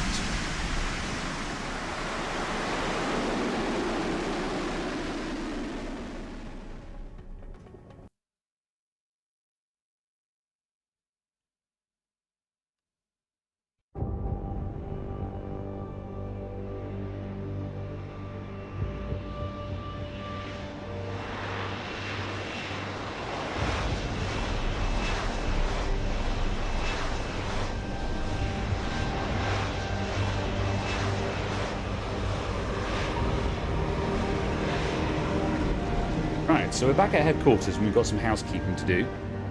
We're going to do a little bit of exploring to pick up some bonus items. New orders just in, Jensen. The boss wants Pritchard to examine the Typhoon ASAP. Copy that. Thanks for the lift. No problem. And there's some hey, and, lore to find. Jensen, I just wanted to say, new look suits you. Like, you haven't missed a beat at all. Thanks. So, how's it feel? Being augmented? Excuse me? Don't take it the wrong way. I mean, I've got a few neuro enhancements myself. Discreet ones to help me fly better. But I chose to get them implanted. You didn't. Now that you had a chance to try them out, what do you think? This one's not quite the moment. That comes later.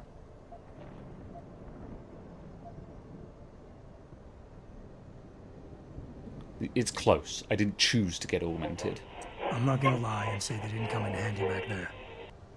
But like you said, I didn't choose to get augmented. So it'll take some getting used to. I get it.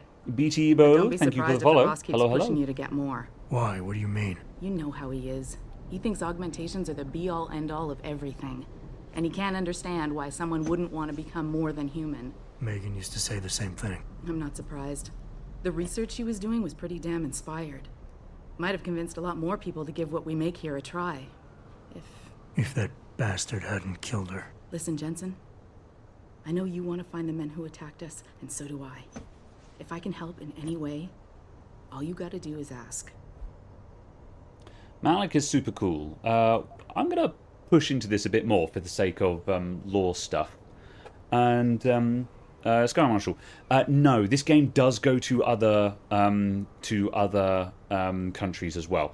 It actually follows Deus Ex 1 kind of eerily close. You know, we have the American section, we have the Chinese section, and we have the European country-esque section. And by European country, we mean Quebec. Make of that what you will. Actually, there is something. I want to know about the first attack. Fine. Ask away.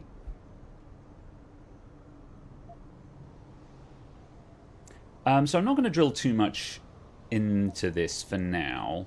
I'm kind of curious for this, though. You were there that night. What do you remember about it? That it was chaos. First, everybody figured there'd been some kind of accident, but Pritchard couldn't get a good visual and communications were haywire. Then we heard the explosions. By the time anyone knew what had hit us... They were gone. Whoever they were good, Jensen. Special training good.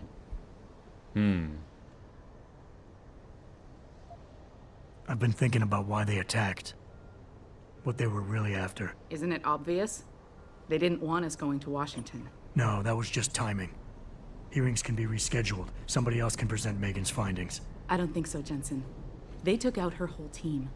Declan Faraday, Vasily Savchenko, Nia Colvin, even Eric Koss. The labs their bodies were found in. Were burned to a crisp. I know. The only reason you weren't caught in the fire was because that retaining wall came down. Saved your life, believe it or not. So the whole attack was just to destroy Megan's research. Sure looks that way. Mr. Seraph is hoping to reconstruct it, but it may take months. If he can keep us solvent that long. So yeah, that kind of supports what I was mentioning about how, the research was going to be big, then mercs break in, kill everyone, destroy the research, and now the company's kind of struggling. I'm gonna find him, Malik. The one in Chechnya, yeah, One that's way or Mankind another. Divided, I believe yeah. you. And just so you know, when you do, I've got your back. I appreciate that, Malik, but right now... You've got to get the Typhoon into the tech lab, right? See you later, then. Oh, and Jensen, the boss wants a face-to-face debrief in his office once it's secure. Roger that. Good night, Malik. So we can build up a really nice rapport with Malik, but one of the annoying things is no matter how you treat her, she will always be there and say the same things, which kind of sucks. But I will maintain the illusion that we're actually being nice to Malik, because Malik is cool. Cool, right, let's have a look around. I think it's disgusting how public opinion has turned on me. Let's see. So, what's my objective right now? Go to Pritchard. Okay, let's get that squared away. And then I'm going to break into some people's offices to find stuff and things. For a second he was with Purity. Get some bonuses. Well, if it isn't Mahatma Gandhi himself, come to honor us all with his life-preserving presence. If this is about the typhoon, I'll get to it in a minute. Now, Pritchard. I didn't risk my neck to have you lose it in a pile of CPUs and scuzzy adapters. Well, look at you, using the big words. Don't think just because you hacked through the plant security system so fast that you're an expert on everything computer. There's a reason I can't examine the typhoon yet. Do tell. For your information, I am running a diagnostic sweep on our network and router security to find out how Sanders' hacker got a hold of our codes. I'd have thought the first question to ask is, whose codes were they? Unless you already know. Stick to kicking down doors and shooting people, Jensen, and stop trying to do my job. I guarantee you we'll get along better that way. Christ, what an asshole. Just leave, Jensen. I'm very busy. Oh, yeah, are you now? I'm taking your candy bar. And your book. And your other candy bar.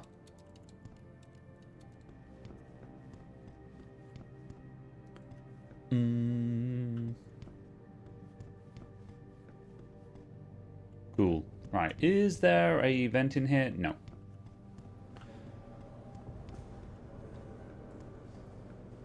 When's he going to say the line? He says the line when we leave. When we go outside onto the Detroit streets, we'll have an encounter where the line comes up. So yeah. Firstly, though, I'm going to try and break into other people's offices. I'm trying to see where we can get started. One of them is unlocked, and that's how we get started with breaking into places.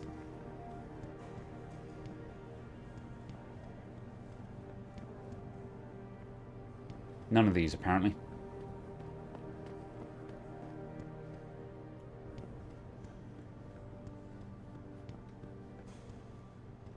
Right. Well, here's my office. Let's see if we get anything in here.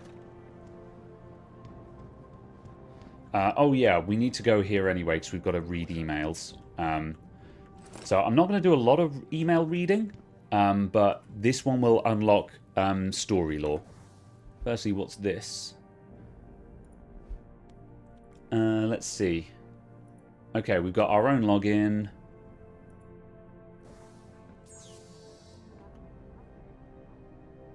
Access to cameras. Lucky for us, Jensen was there to recover. Mandrake. Okay, we got an email from Greg Thorpe, who was one of the hostages we saved, who said, come meet me at my apartment. We'll have something for you. So we need to visit Greg Thorpe. And then, Adam, I don't really mean to bug you about this, but I've got another suspect on those neuropozyne thefts. I caught Denzel Mitchell going over my stack of VersaLife purchase orders. He said that he needed to verify the legal address for the contacts David had wanted him to look over, but he'd have that address on a dozen correspondences already. For a lawyer, you'd think he'd be able to come up with a better defense. His door code is 1364. Okay. So we need to find Denzel Mitchell's office because we know his door code. Let's see. And yeah, this is in response to neuropozyne thefts. So it will come up later, but the way that augmentations work in this, in the current date of the game, is after you get augmented, there is a rejection syndrome, and you have to take a drug called neuropozyne for life in order to stave off the rejection syndrome. And this is one of the problems of one of the issues with augmentation is theoretically this now means that technically only the rich have access to it because you need to buy neuropozyne for the rest of your life. And this also means that if you can't afford that, you're kind of on the hook for it. So one of the reasons why you might not want to get augmented is because you've got some kind of purity issue with it, a moral objection, or because you can't afford the lifetime medical bills that will come with it. So when they say someone's stealing neuropozyne, that is the anti-augmentation rejection drug that has been going missing. So we've got another office code here. Will's office, 317-3716. That's office 23. Okay, so we want to go to office 23, and we need to find Denzel Mitchell's office. Those aren't the emails I was looking for, but we'll come back to those. Let's see. I'm going to quickly walk around and look.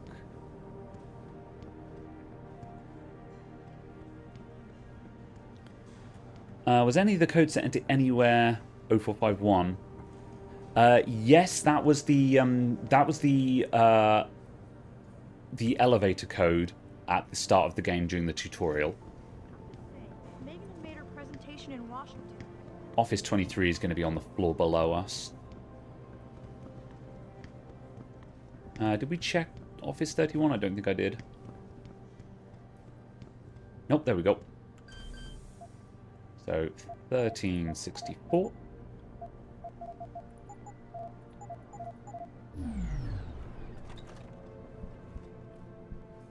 Rob this guy. Some of the books give you experience points for reading them, which is why I'm looking out for them. Can we have a look at his computer?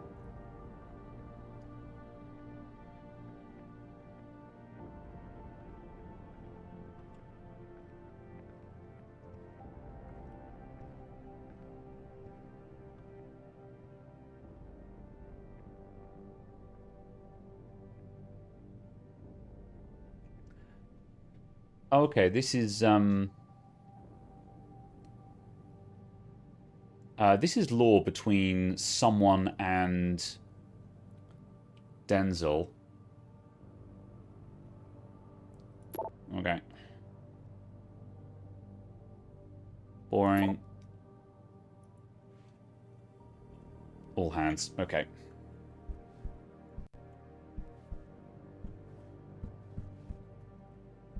That's it for this office, I think. Oh, there we go. Ah, pocket secretary. What's this?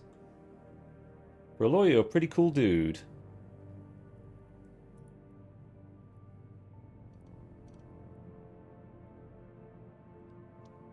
And we've got another office code here.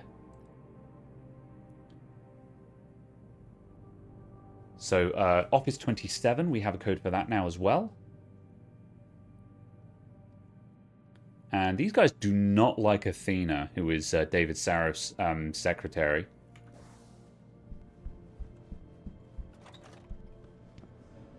So what we're uncovering here is just office drama.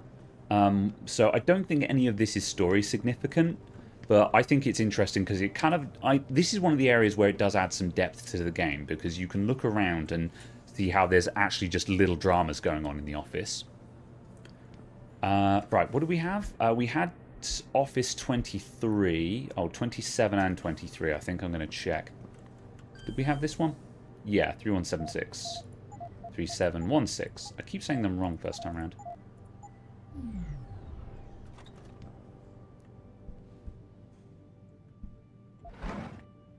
Steal everyone's money and all of their candy bars.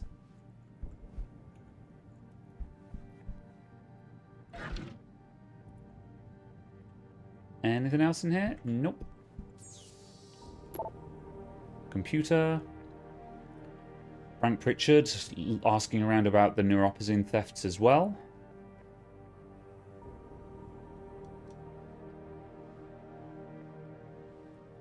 Typical Frank Pritchard. It has come to my attention that neuropozyne has been disappearing from the lab, usually on nights when you were working late. Care to explain this? Yeah. Okay. Research results. Ah, we have another office code. Office 32. Oh, this is interesting. Whatever Megan's team was on with that patient X... whatever Megan's team was on to with that patient X strand is simply amazing. I ran the test 3 times just to be sure. None of the usual rejection markers are present after 8 weeks without neuropozyne. This is unheard of. So this is interesting for law reasons. So Megan's research that got stolen that is super important, basically it looks like she had solved the neuropozyne problem. So that now suddenly gives us context for why her research was a big deal. It looks like she solved the rejection syndrome problem. And if you're someone selling neuropozyne, that might be something that you kind of care about. Just a thought. Was there any other interesting messages there? Recruitment efforts. All hands mail. Okay. Slinkonage with the raid. Hello, hello. Fresh in from OYA Championship Wrestling. How you doing? How was the wrestling? Did I fight anyone and did I win? We have this door code, 4145. We're shuffling through everyone's doors at the moment. We're taking candy bars and money. The wrestling was good. Good. Slink got his ass beat by Reed. Hot. Let's see. No. Anything interesting here? No. No. Okay. She killed him. Slammed him down and the match ended. Oh no. I'm the new owner of OGCW. Is this canon or a joke? Just so I know how to react. Alright, there's nothing interesting in that office. We're rummaging through everyone's desks at the moment. Right, we're back to the tech lab. I'm going to go upstairs again, because we've got an upstairs code. Oh, where's Office 20... I think that was Office 23 over there. I don't think there's anything else interesting to find. Was it 32 we had? Stefan is the owner. I just work there. Oh. Understandable.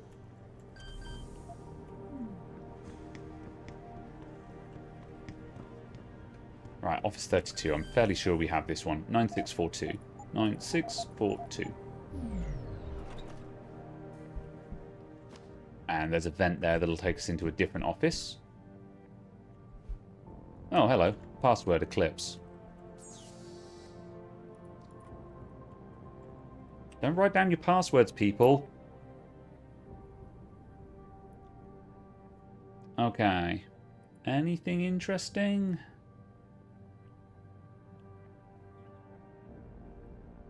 What the hell was that the other night? First of all, I had no clue you were interested, and I had no you're still in the lab. When I wanted to put the extra neuropazine away, I caught you reaching into the freezer. Well then. Suspicious. Okay. All hands message. Which one does this get us into?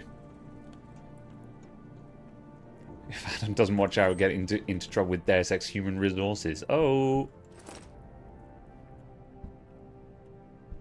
Anything interesting in here?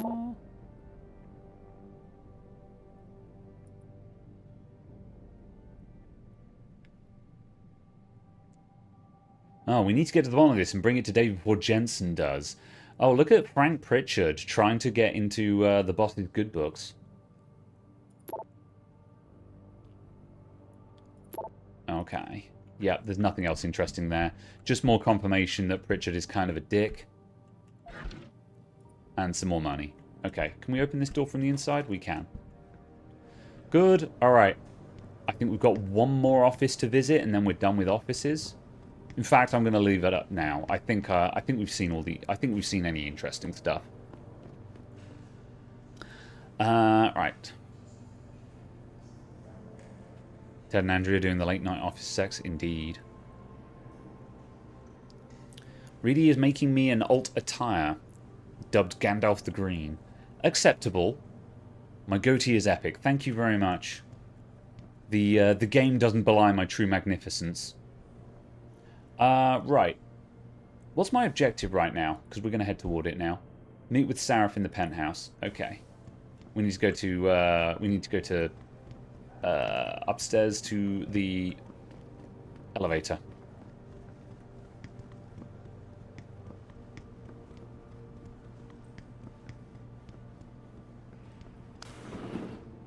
Oh, wait. Hang on a sec. I think it's up here anyway. The game's letting me go up here, so it must be right.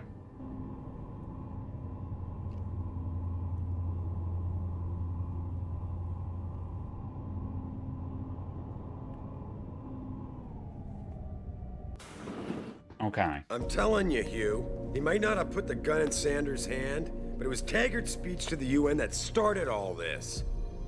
William Taggart is nothing if not a shrewd political operator. You know that, David. So for the sake of appearances, I have to look him in the eye and let him bullshit me? With a smile. Always with a smile.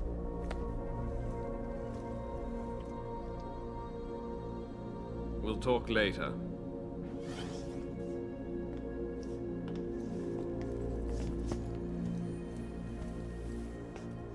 Yeah, you wanted to see me? Yeah, how you feeling?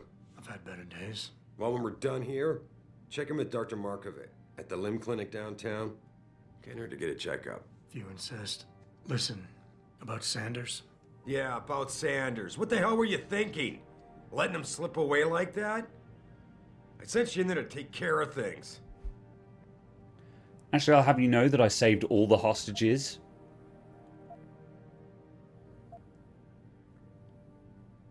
Also, Sanders is clearly not the mastermind. And I did. The Typhoon is safe. Sanders didn't know about it. He didn't even know his hacker was augmented. He's not the mastermind behind this, boss. So you cut him a break? The man broke into my facility and took hostages, Adam. I thought you were ready for this. I am. Today's attack was just a shell game being run by somebody else. I intend to find out who and why, so that it never happens to anybody again. Good, because so do I. That hacker in Sanders' group, you're sure he was augmented? I pulled his cables out myself. Yeah, well, the police are saying he's not, and they're refusing to let me see the body, no matter how much money I threaten to pull from their retirement fund.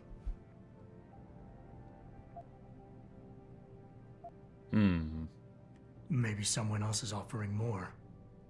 So what do you want me to do, boss? We have to get a look at the corpse. You still got friends on the force.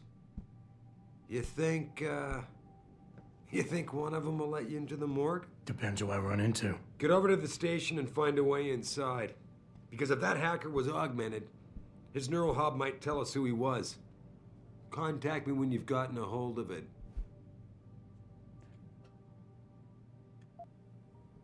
Break into the police station? Are you sure about that? Boss, what you're asking me to do, it's not exactly legal. No, it isn't.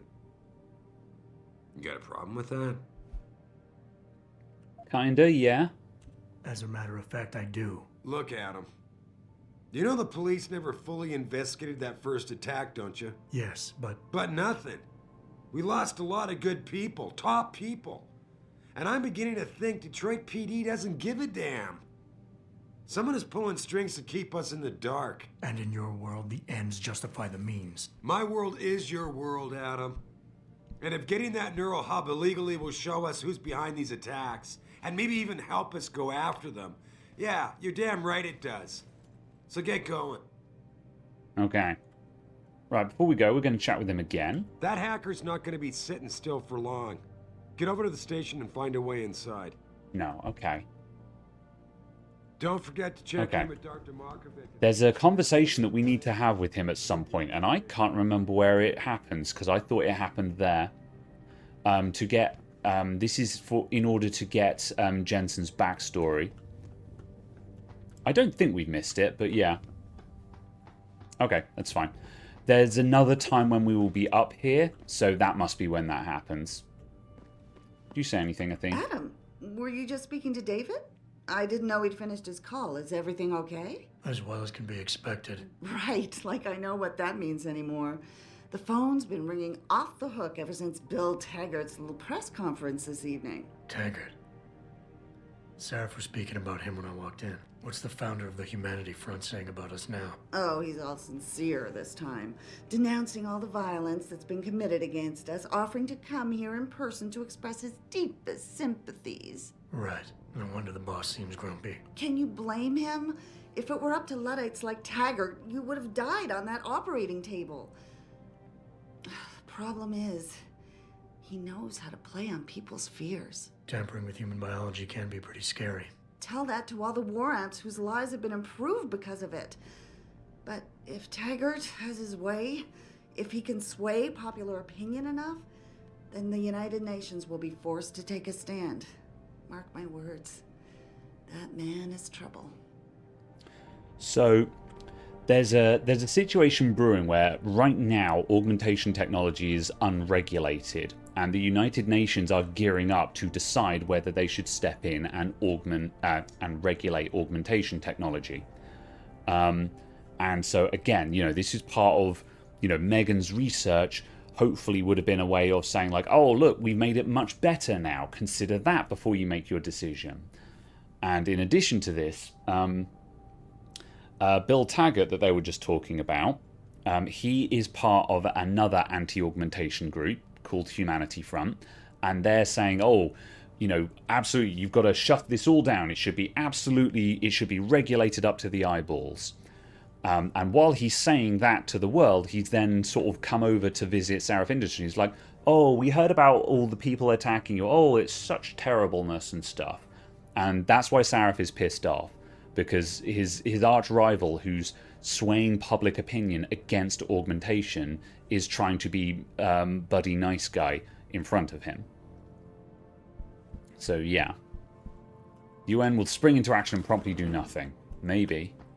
We'll find out.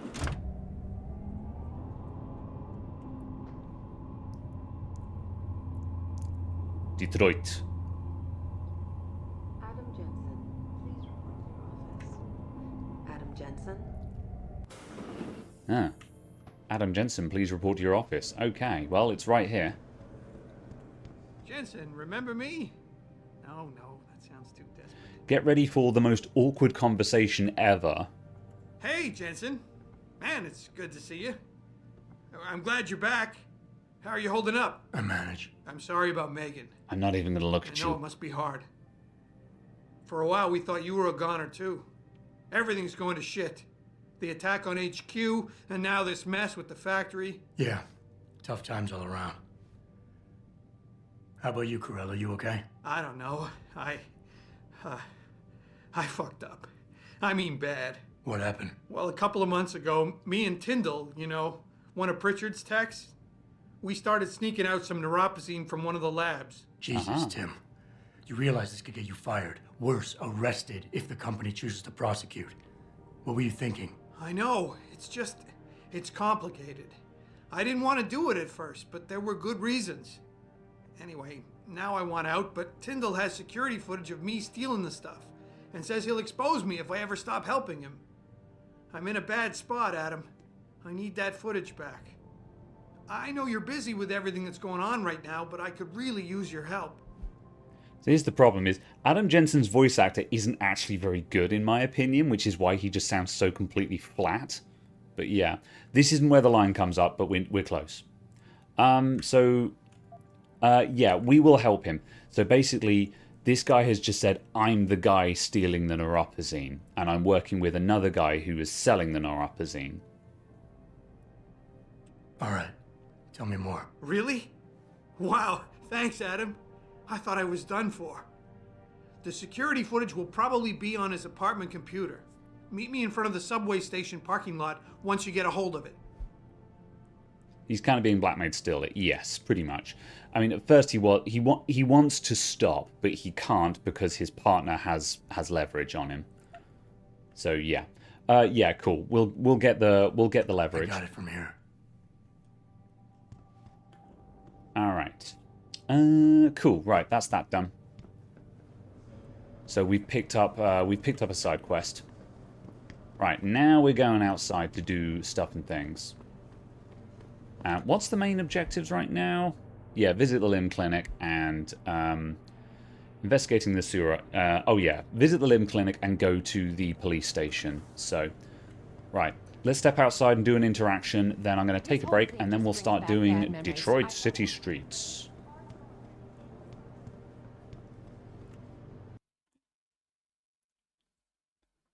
I say we'll do this interaction first because Mrs. Reed? Here comes the line. I'm sorry you startled me. And please, call me Cassandra. You and Megan were together long enough. I was waiting for you. Out here? Why not come meet me inside? I don't know. I guess I'm just not ready. This is where you work, but to me, this is also the place where I lost my daughter.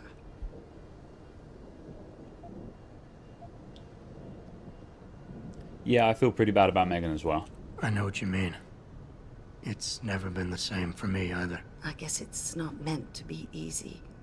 It seems there's just no right way to deal with something like this. And I can't even begin to imagine how things have been for you after all you've been through. Yeah. A lot of things changed 6 months ago. I can't get over how much they've changed you. At first, I couldn't even believe you were still alive. How do you handle all of this?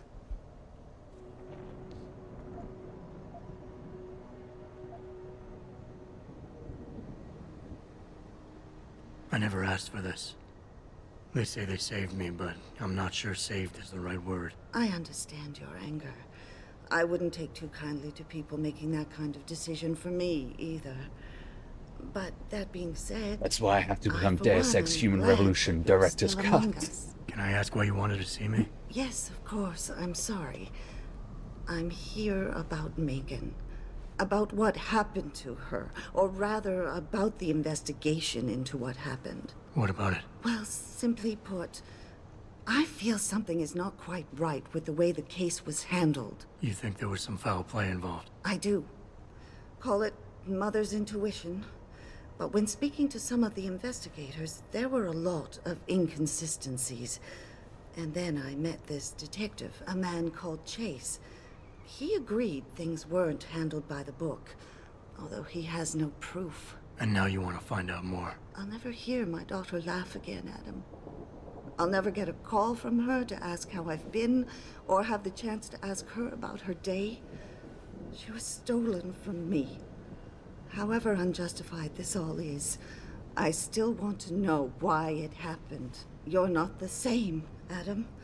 And we've yet to see if it's for better or worse. But I know you loved Megan. Please, will you help me find out what really happened to her? Cool.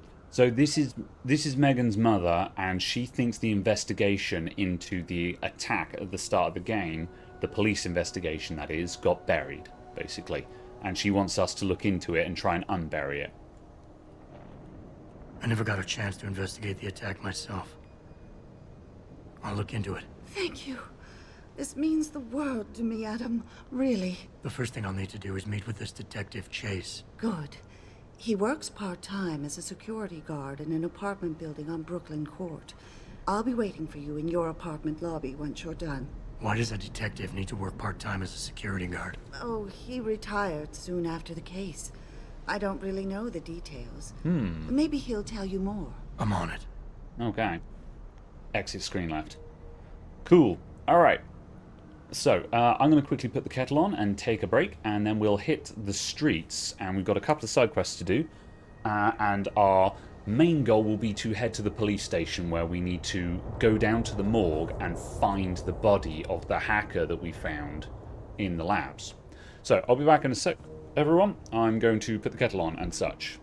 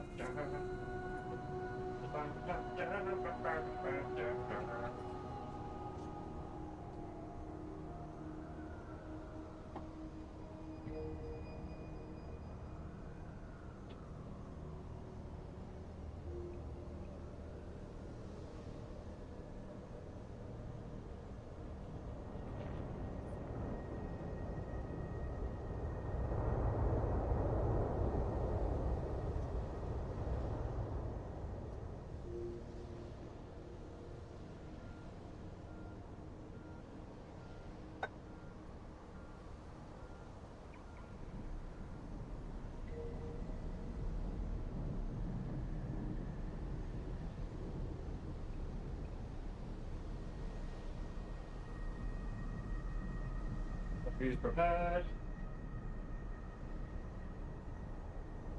Ugh.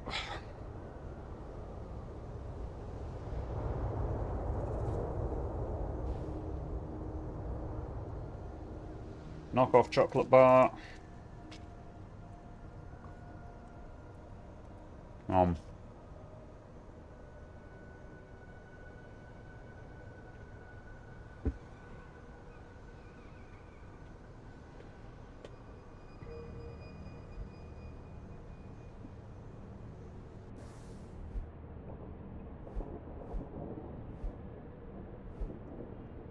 Okay.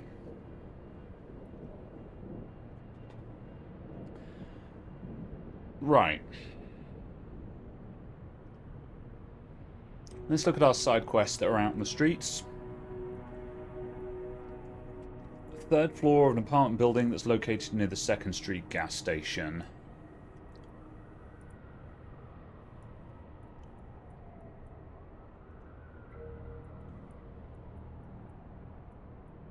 I can't remember where the gas station is. I think that's the gas station, actually. Yeah, okay.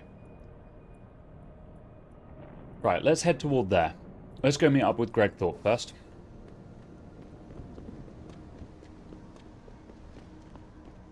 So we've got to do a lot of walking. The Detroit City streets is kind of nice because these areas are really big and sprawling. It feels like a city we're in. But also you can only run for 2 seconds at a time. So it's kind of boring just walking around, which kind of sucks. Oh, we need to go to the limb clinic as well. We'll go there in a sec because we're walking past it. I'm going to step into the gas station first, though. This is an arms dealer in here, so I want to sell all of my junk to him. Hello there. You got anything you want to buy or sell? I'm the guy you want to deal with. Everything's on the computer, right at your fingertips.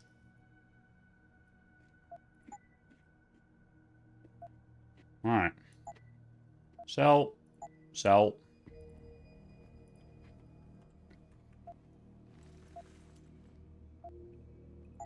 Sell. Sell. Sell.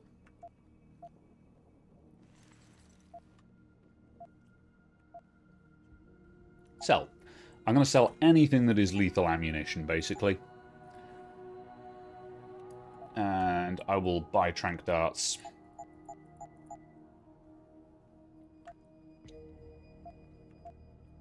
And buy a shotgun as well. Always a pleasure. Thanks. Is there anything I can take? No. Right, so the limb clinics, this is where you go for augmentation stuff. I think there's a... Yeah, I thought so. There's a secret up here. I can't remember if there's actually anything worth getting up here. Where are we? Oh, this is a back entrance into the downtown apartments. Interesting. Okay, we'll come up there in a minute.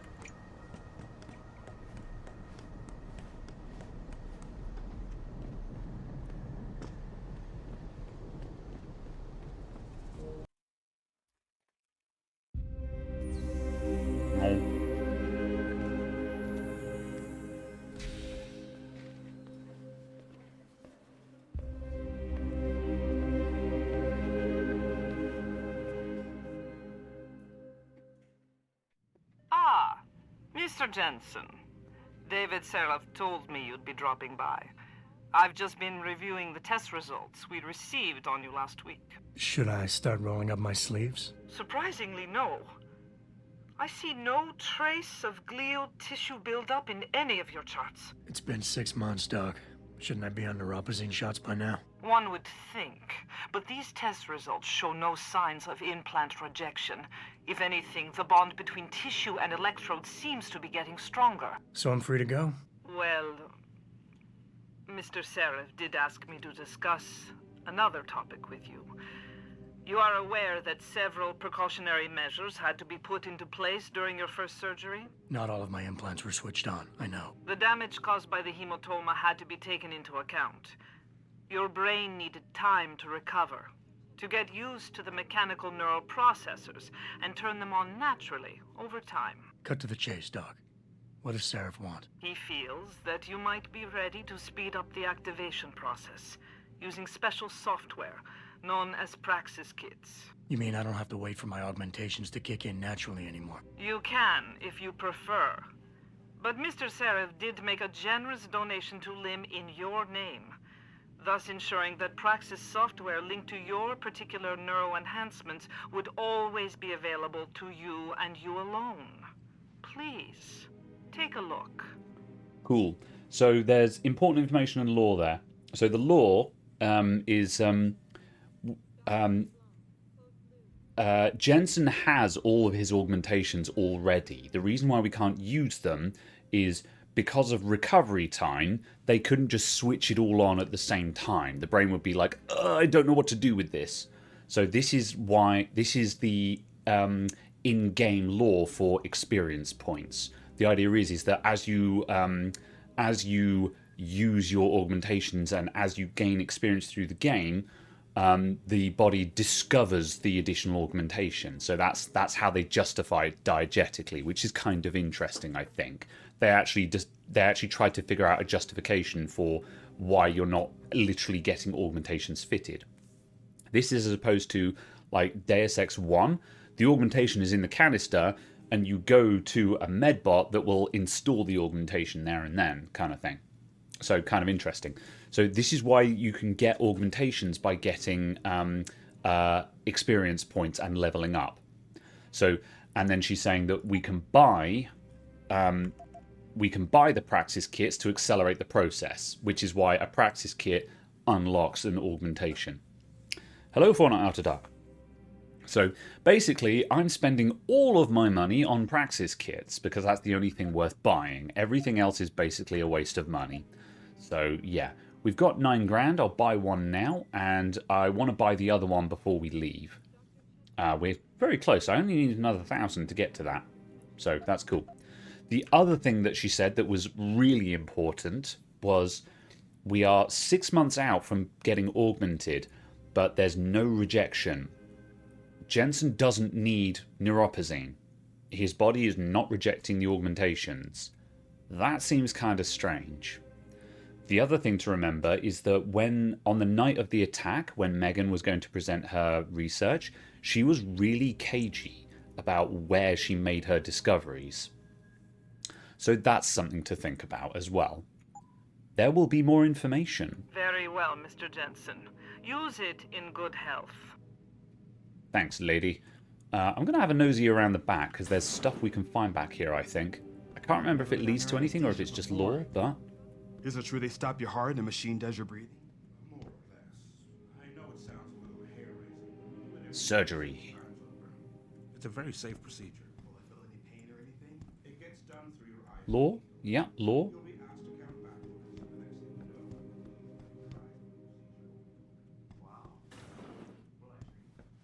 know, wow. Have they got anything I can steal? Nothing. There's nothing worth stealing in this lab. I can't believe it.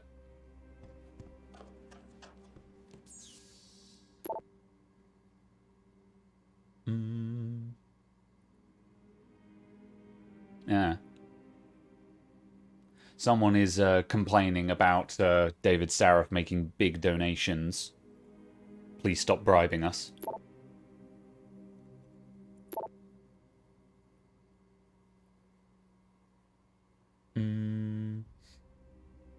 Aha. Notes about us. Family history unknown. Adopted age 5. No papers. Has demonstrated a healing ability greater than 2 standard deviations above the mean in the following: speed of recovery, repossession of faculties, post-traumatic memory retention. Usually large quantities of NGF appearing around implantation sites. Unique autoimmune disorder. May indicate that he may not require neuropozyne injections anytime soon. On previous operation 6 months ago, life critical, blah blah blah blah blah. Recovery speed being unknown at the time. Patient was also pre-fitted with P.dot biochips in blah blah blah blah blah blah. So, again, notes saying, hey, this guy seems really, really adept at taking augmentations.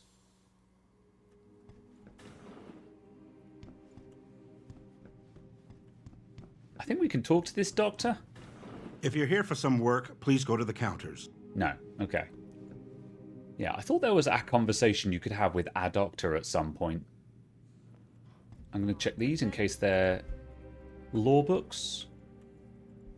Really annoying.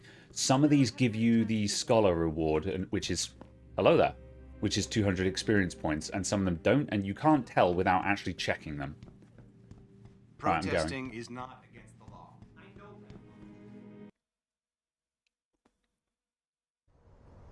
that. Cool.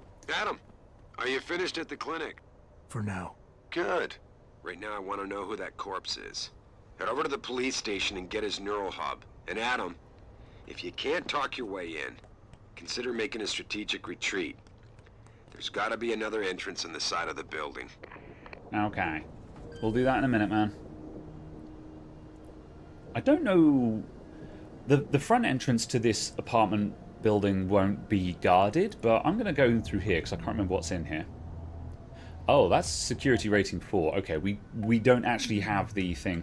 How many practice points do I actually have right now? 3. Okay. We should upgrade hacking because that gives us better access. Yeah, we can hack that now if we pay the toll. So we'll do that because that gets us stuff. I'm probably going to go in fairly heavily on hacking because we're doing a pacifist run. And I've got another point as well, which I'm going to put into battery recharge. Then I really should save up for the reflex booster because this allows us to take down 2 people at the same time. And again, for a pacifist playthrough, we're going to need it. Alright, we should be able to hack this now. Oh no, it was 4, not 3. Okay, doesn't matter. We'll go around.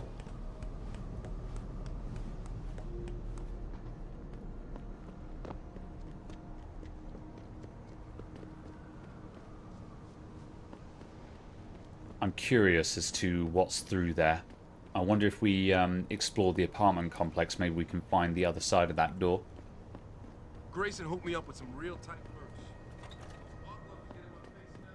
Alright.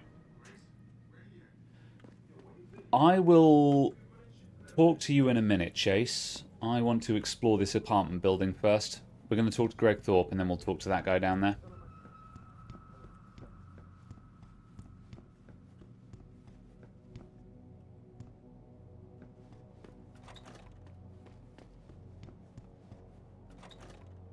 Alright. So, this is Greg and Rosie Thorpe from the first mission. So, we saved both of these as hostages. So, they would be dead if we hadn't saved them. Welcome. I'm glad you came. I can never properly repay you for what you did, of course, but I would like to help out any way I can. What'd you have in mind? There's a gentleman named Sarah who works in the area. His business causes him to move around quite a bit, but at the moment he's occupying an apartment in a building on Earl's Court.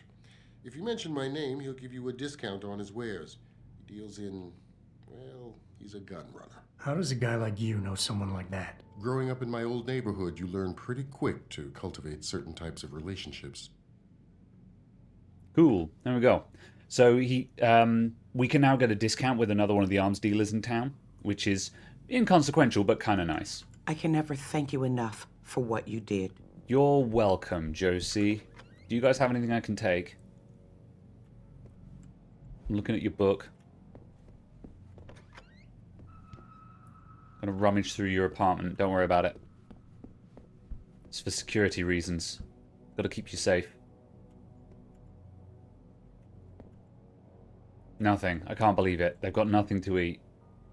Alright, I'm leaving. Thank you.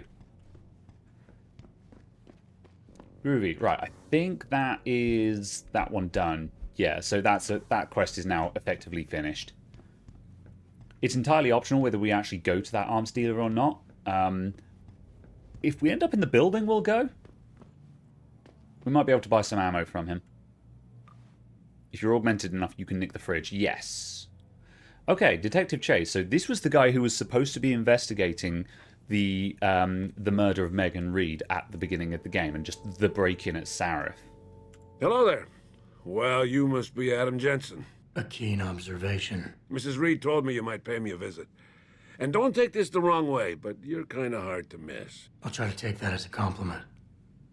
She told me you might have information regarding Megan Reed's case and the attack on Sarif headquarters. Oh boy, what a mess. Total pissing match. We had the feds on our ass, orders from 3 different departments, and pressure from so many lobbyists it felt like being the scrawny new kid in a prison shower. It is a very high-profile case. Mrs. Reed said you thought some procedures were overlooked. You got that right. I mean, you know how it is. Mrs. Reed told me you used to be a cop. There's always cases where you see the lazy officers taking shortcuts. But this was different. Different how? Too much stuff got overlooked. People seemed way too eager to jump to conclusions, and every time I was remotely insistent, I got turned down by ranking officers. People wanted to bury this thing fast. That's never a good sign. Surely you have something more substantial than this. Yeah, well, that's where you come in. I got a couple of leads I could never fully investigate. I started poking around, but these government-type agents just gave me the creeps. I got scared. Months away from retirement, I didn't want to fuck things up. But you obviously have the means to get to the bottom of this. So what have you got? First off, there's a rumor that the order to close the investigation came from higher up, maybe even outside the local department. Anything like that would have passed through Captain Penn. There might be traces of this left on his office computer. Guess I'll have to pay a visit to the local precinct. Well, while you're there, there was an officer assigned to the case, Chet Wagner. He's not what you call a choir boy. And when he suddenly got brought on the case, I got suspicious. Somebody wanted him there. And I'm pretty sure he tampered with some of the evidence. You should talk to him. Find out what he knows. Okay, I'll have a little chat with Officer Wagner. You'll most likely find him in the lobby. He got retrograded from his conduct, and he takes depositions now. He won't budge easily, but I'm pretty sure you can find some dirt on him on his desktop. His office is on the 3rd floor. You might find something there to help loosen up his tongue. Anything else worth looking into? Yeah, when the order came down to close the case, the bulk of the evidence was stashed in a storage locker. Maybe you can find some interesting stuff in there. It's on the alley right next to the station. The code is 4891. But I know an outside agency had access to that locker, so be careful. Thanks for the heads up. It's nothing. And, please, don't bother coming back here with details. Don't get me wrong, I'm glad to help. But the less I know about this case, the better I'll feel. Cool. About what? Oh, yeah. Yeah, how come you retired? Why retire from the force only to become a security guard? I mean, it looks like you still love the work. I love the idea of being a cop. Ever since I was a kid, I wanted to join the force. But I just got fed up. It's not like I had imagined it. It's a job. Some people are good at it, while others just don't care. And it shows. This case, that's a big mood. Case, it was just the last drop in a cup already full. Yeah, that's fair. A lot of people, they go into a business and find that everyone else is just doing the minimum amount required, which is not particularly inspiring. Also, who's this outside agency that you're talking about? You said an outside agency may have tampered with a storage locker. What did you mean by that? Well, I've heard that government agents may have locked up some of the more sensitive evidence in a safe inside the locker. Come on, Chase. What are you not telling me? Damn it. Okay, listen. I snooped around that locker before and found the safe code. Ah. But I kinda got caught by one of those guys. Oh. He knows I know, Jensen. If I give you the code, they'll know I talked. Call me negative, but I can't think of a nice outcome to that. bear.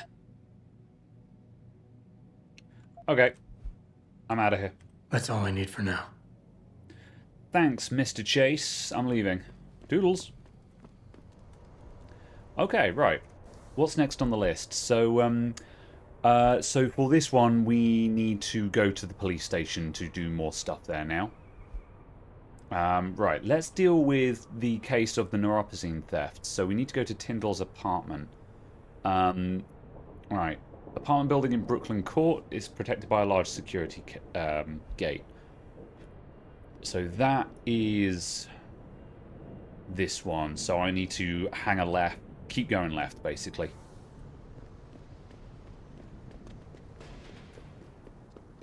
I'm thinking about getting my pit bull.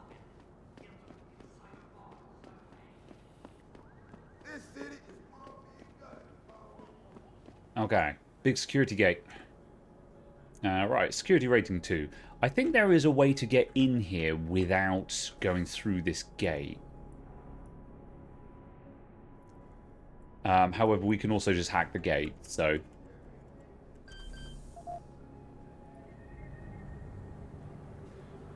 This game has a weird relationship with hacking in that they've tried to give you ways around hacking, but also sometimes hacking is mandatory, so you're always going to end up hacking things anyway. Oh, that was very fast. Stop, stop, stop, stop, stop, stop, stop. Right. Nuke? Nuke? Oof, God, that got a bit sketchy real quick. Only with half a second to go. I wasn't paying attention there. That suddenly started going real heckin' quick. Let's see. What's the left door then? Oh, I think that's no entrance. Yeah, that's fine. Ah. I think this is the other way in. I think there's you can get up onto these. You can get up onto this vent and onto these AC units from the other side, and then bust through this fence. That's the other route.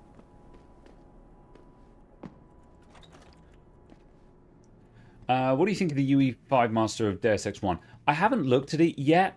I don't have... I'm not planning on looking at it. Where do we need to go here? I think it's this door. Yeah, we need to go in here. I think it will look nice. It will be a turnkey solution for the game. So for people who actually want to play Deus Ex 1, you can just download the UE5 version and just play it. You don't have to download texture packs. You don't have to download mod packs to make it run nicely. You can just play the game. So that's the principal advantage. My concern is the lighting won't be very good. The lighting, where there are lights, it will be very pretty, but I think the lighting won't be very well done, and there will be lots of areas that are just simply too dark, which is what happened when I played Quake 2 RTX. The lighting was extremely pretty, but there were areas where there was not enough lighting, and it was just dark, and you couldn't see anything. So yeah, I suspect I'm worried that's going to be the case. But hopefully they've actually done a good job of it and have actually resolved that issue. I guess I might have a look at it at some point, but I probably won't do it on stream, because I've played Deus Ex 1 on stream fairly recently. Right, this is a level 1. I need to go along and up and around.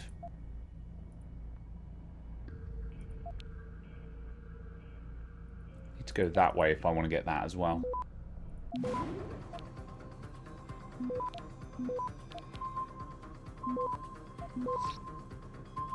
Yeah, no problem. Access granted.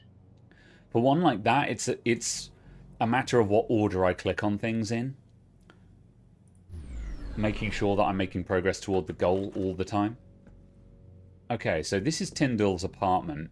He's the guy selling the neuropozyne that's been stolen. So we need to find the leverage that he has on Corella. Computer, here we go. Alright, the gate code is 0002. Highly secure. Alright. Okay, so here is the here is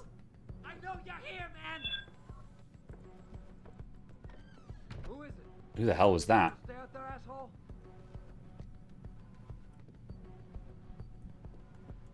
Ain't got nothing yet.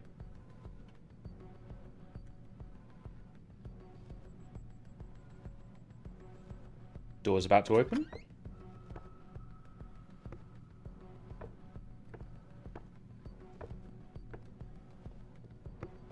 I don't feel good about this. Yo, Tyndall! I know you're here, man! I'm gonna wait for him to walk out the room. Oh, that will do. What? You think you can just come? Someone coming here for Tyndall ran into us instead. Thanks for the shotgun. Pocket secretary. Hey Steve, I'm sorry man, we just couldn't score as much last week and I'm all out. I'm not doing this to you on purpose, trust me, I'm just looking for sources right now, but I didn't get an answer yet. Just don't do anything crazy. Yeah, this was a guy buying neuropozyne from Tyndall. Concern. Alright, so we've got the CCTV footage so we can make sure that Corella can get out now. I completely forgot that that guy busts in.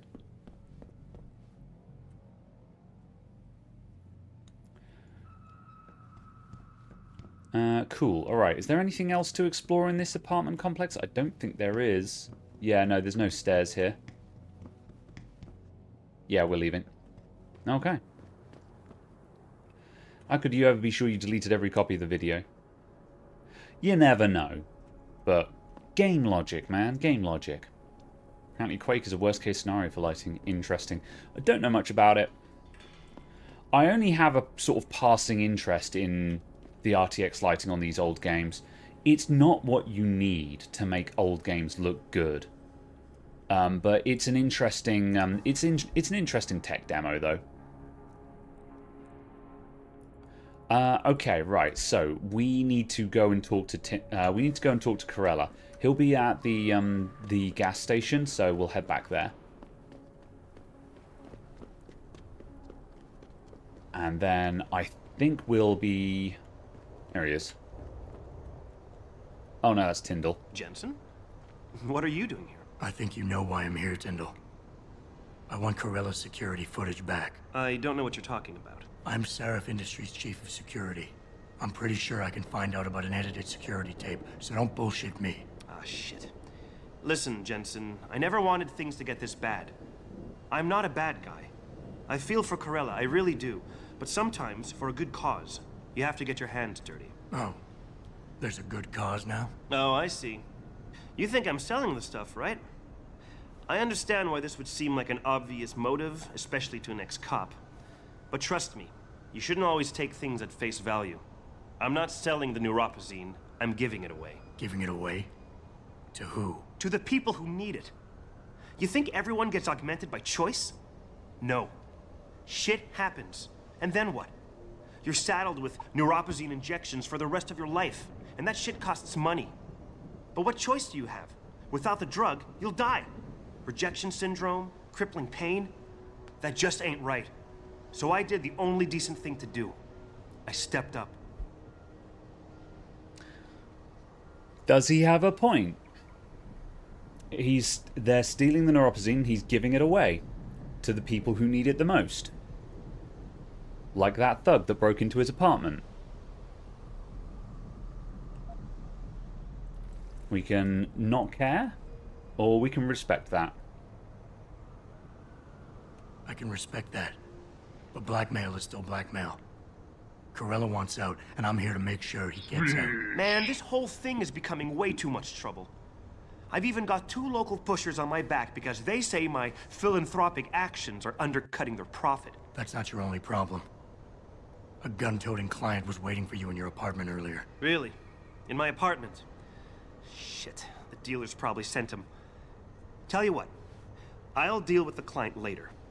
You take care of the dealers, and the footage is yours. All right. So if we get the baddies off of his back, then he'll give us the security footage. local drug dealers, probably not good people anyway. Okay, I'll help you out. But you better not be playing me. You give me way too much credit, Jensen. I'm a security tech, not a hardened mobster. The two pushers go by the name PG and BK. They hang out in the alley near the basketball court. Just make sure they never bother me again. Want me to kill them? You're asking me to kill them. Well, that's a bit drastic, isn't it? But it's your call, as long as you leave me alone. The important thing is you need to take care of both of them. We'll put them into the forever sleep. Which isn't killing them, we just knock them out and assume that nature will take its course. Alright, we need to go to the basketball court. Is that on the map?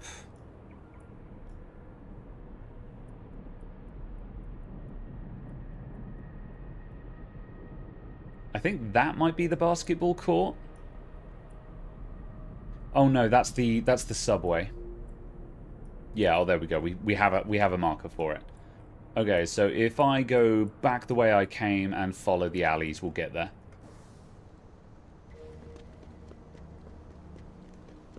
Been a bit in a way. Hello, hello. How are you doing, Eddie? Just Eddie.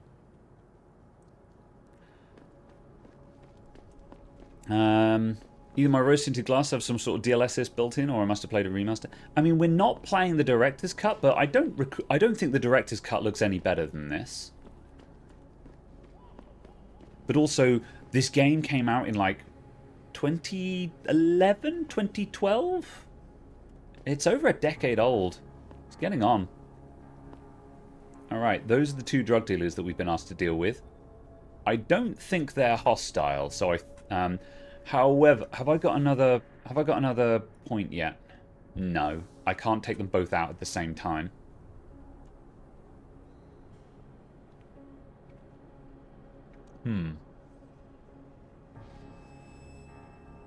I wonder if I can talk them down. I'm curious. Hey guys, what's up? You hear what Lazarus been saying? This country's falling apart, man. States are looking to leave the Union. You an ex-banger? You got the look. Maybe you know the Big Ant. He's been busting DRB heads for years. Interesting. Okay.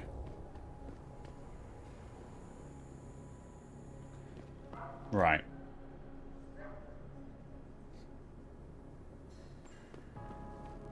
This guy's got a shotgun. This guy... I don't know if they can hide guns. He might be unarmed. I think what I'm going to do is just do 2 takedowns real quick. So I'm going to pop a candy bar, so I've got 2 batteries, and I can probably take them both down one by one.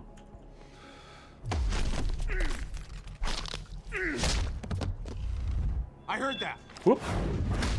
There we go. That'll do. Luckily, he kind of hung around and watched me take down his friend. Give me all of your things. I want your shotgun as well, man. Give me the gun. Thank you. Groovy. Alright. There's a lock up there, but that's a level 5 security, so we can't get into it. Groovy. Right, let's go tidy up things with Tyndall. I'll say the UI looks tiny. Yeah, the UI does not scale on this game. I'm playing at 1440p. I'm planning on tweaking this before the next stream because I'd forgotten about these problems. We've got a small UI, and also the field of view is terrible, and I hate it. The field of view is about 60 degrees at the moment, so I'm going to try and sort that out as well. Look, I told you. If you want me to give you that security footage, you're going to have to get those pushers off my ass first. I did. I've taken care of the dealers. Now hand over the footage. Thanks, Jensen. Unconscious people never Listen, wake up. I know it's not something you did from the bottom of your heart, but still, you saved my ass. Here's your footage. So interestingly, it doesn't make any differences, but we can offer to help. Because he's trying to help people, which is kind of interesting. And personally, because I'm a good guy, I think what he's doing is good. He's just going about it the wrong way and getting in over his head. So, like, if he actually had someone who knows what they're doing helping him, maybe that's a thing you could do. is get neuropozyne into the hands of people who can't afford it and need it. Listen, Tyndall, I know you're trying to do the right thing. But we have to do things by the book, or we'll just have chaos. I'll put you in contact with someone inside Seraph Industries. They may be able to get you neuropozyne for those who need it. Seriously? You'd really do that? Wow. I never would have expected this from you, Jensen. I really appreciate this. Tell Carell I'm sorry. Alright. Thanks, Jensen. I guess I misjudged you. Cool. Right. Corella is outside the... Corella will be outside the subway, so let's go and do that, and then that mission is actually crossed off the list.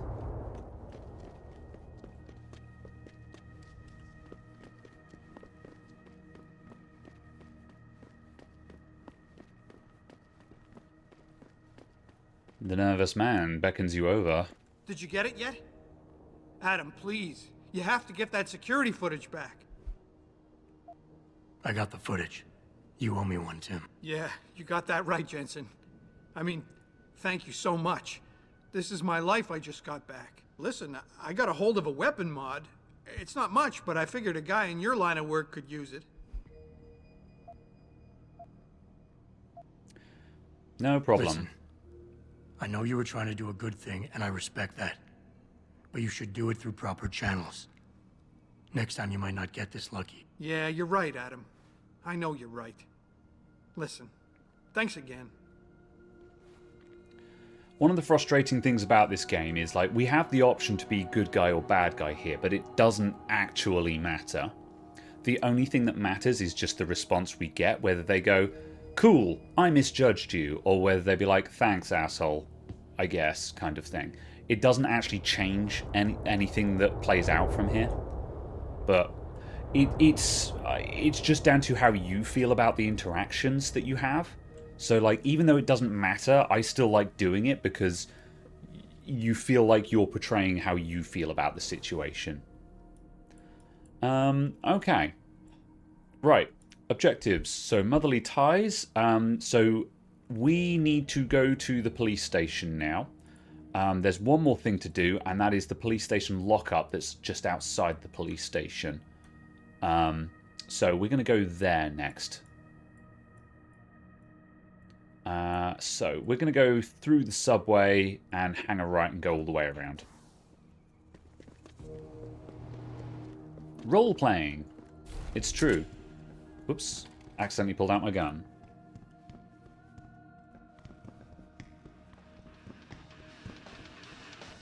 Look at these hardcore people.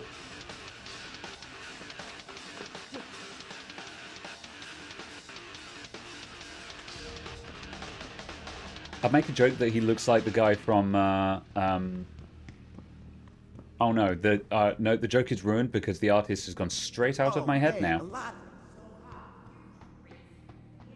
Damn it. Lance is better than me. Yeah. Probably me as well. Not for lack of trying. Alright, so. Police station. I think we need to go around the back. No, I can't remember. What's up? Hey, Jensen. Long time no see. You're not here to see Wayne Haas, are you? He's a desk sergeant on duty right now.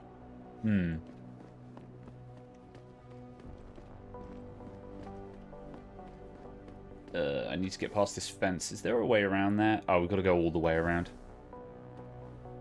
So if we had the jump augmentation or the heavy lift augmentation, we could stack this bin and jump the fence. I've got to walk all the way around like a poor person.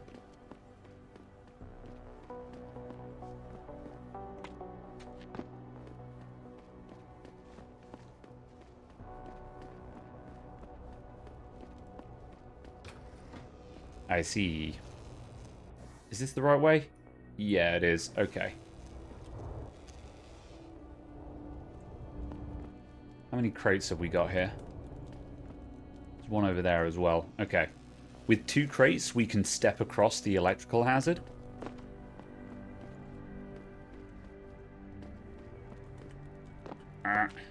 Don't mind me. Excuse me, come through. Thank you. Huh. That's the opposite of helpful. Okay. Shit. Okay, I need another crate. I threw it instead of putting it down. Is there another way we can get across here?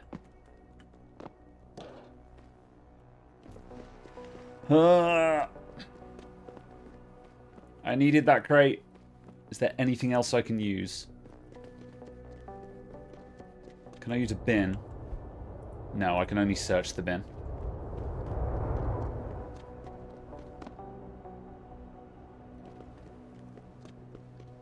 Ah! This is inconvenient.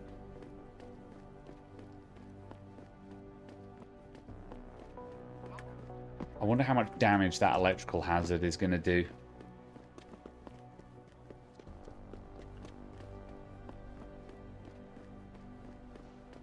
This is terrible. Okay. What about these? Can I stand on these?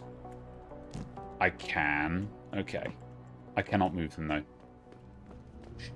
Shoot.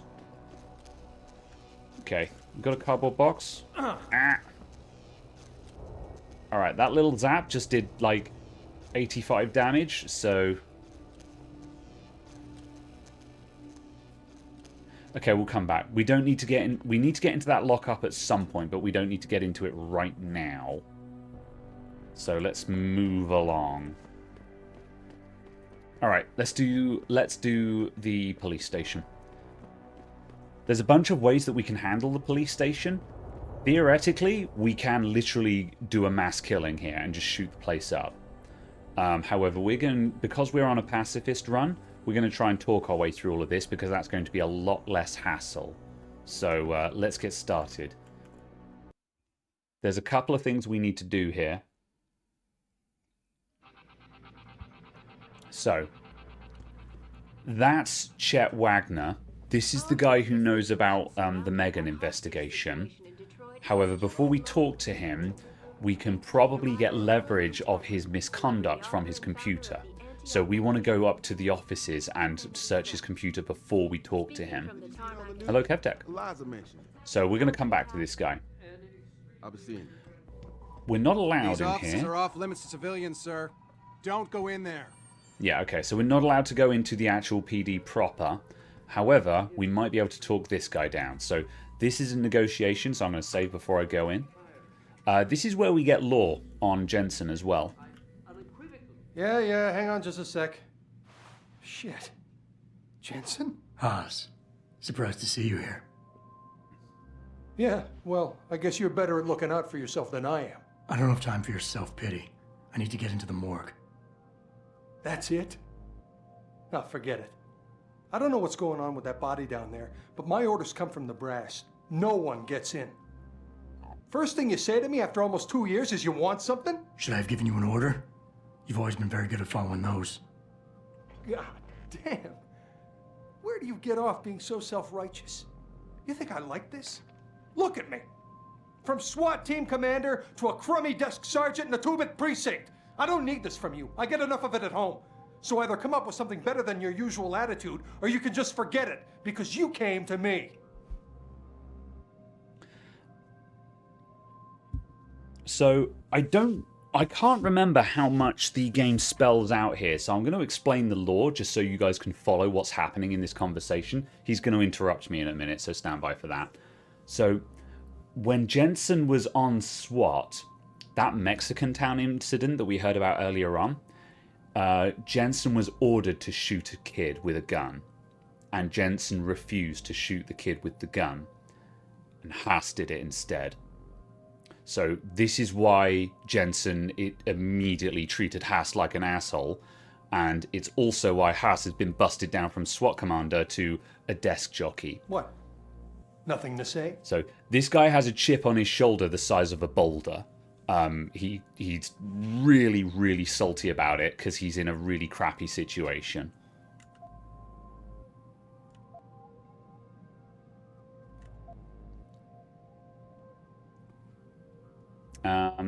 So I believe this guy can be absolved. Like, we have to side with him to get through this, if my memory serves me. Okay, look, you're angry, and you've got a right to be. I'm putting you in a bad position, but I have to get inside that morgue. I won't let it get back to you. I'm always in a bad position. I don't believe this. I just got my life back together and you show up. When's it gonna end? You know the moment I open that door, it's all over, right? I'll be lucky if all that happens is I get fired. Is it really that important?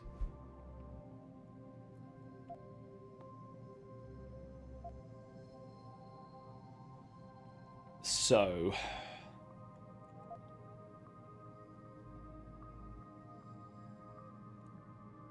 I think this guy reacts badly to being... I think this guy reacts badly if you get assertive with him. But we should get a chance. Let's see how he responds to aggression. Don't put this on anyone else. We both know the real reason you're stuck here is that you feel guilty about what you did. And until you face up to that, this is where you're gonna stay. Oh, that's right. It's time to blame Wayne again. Where do you get off bringing the past into this? It's been 2 years since that kid died. When are you gonna let me off the hook? Yeah, I took his life. He was a threat, and you knew it. So don't come here acting all high and mighty. Yeah, that didn't go well.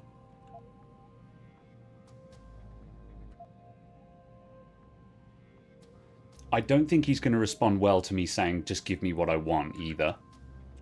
We all make mistakes, Wayne. Nobody blames you for it. You have to believe that and forgive yourself, or you'll never put it behind you. I'm not ready. What could I have done different? I ask myself that every day. And then I remember what it was really about all along. You got the order. You refused it, and it got shoved onto me. I did the only thing I could do. You understand that? I just wish it could finally be over so I could live my life.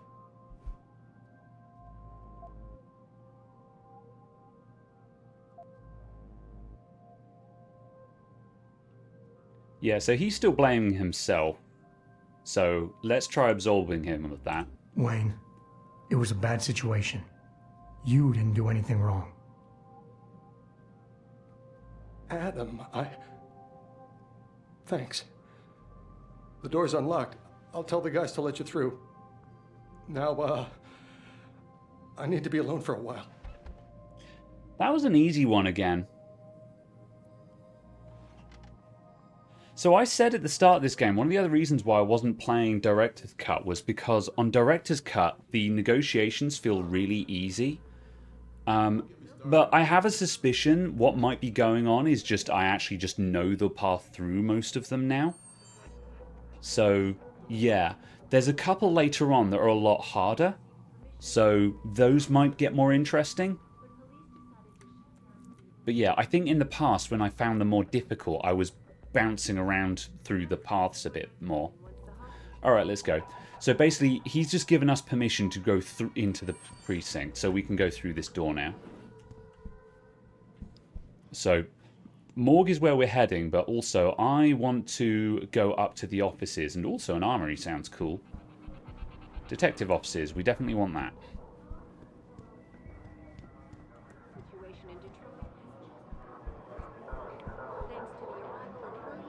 Alright, so we need Chet Wagner's office. Captain Penn. We also need that office, but we'll come back to that one.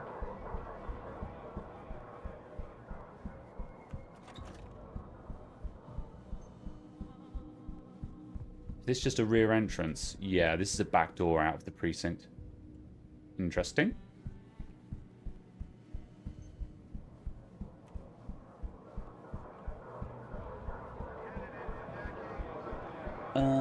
We'll come back to Penn's office. We're not working on that quite yet. We could break into the armory, though. That'd be fun. That's far enough. This is a restricted area. Okay, I'll come back. Cannot help but wondering. Ah, more detectives' offices.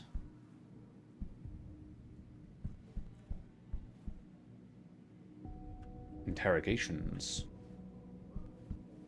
Around the other side, maybe?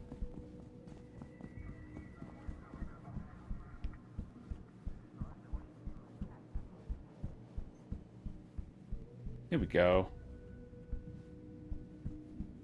Wagner. There we go. This is the one. I need to get into there. So there's a level 1 hack, or there is a vent. We can't hack it in front of that dude.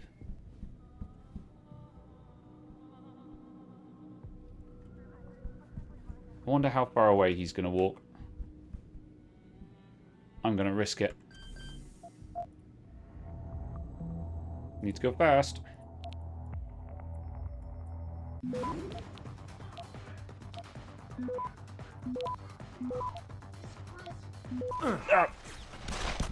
Oh, I got seen. And the natural response, of course, was for everyone to open fire and kill me immediately. All right, well, that went south super quick. This guy probably turned around, or the camera might have seen me. Okay, fine. Let's find the vent. There's a vent there as well.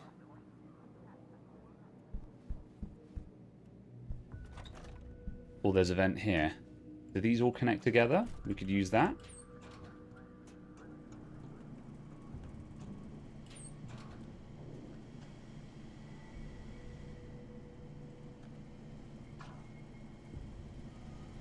It's going up a floor, which is not helpful.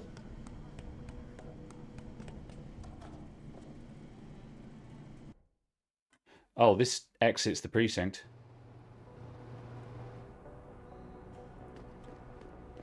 It's a roof access. Oh, interesting. Oh, we in the back alley. Okay, you know what? While we're here, we're in that back alley that I was trying to get to.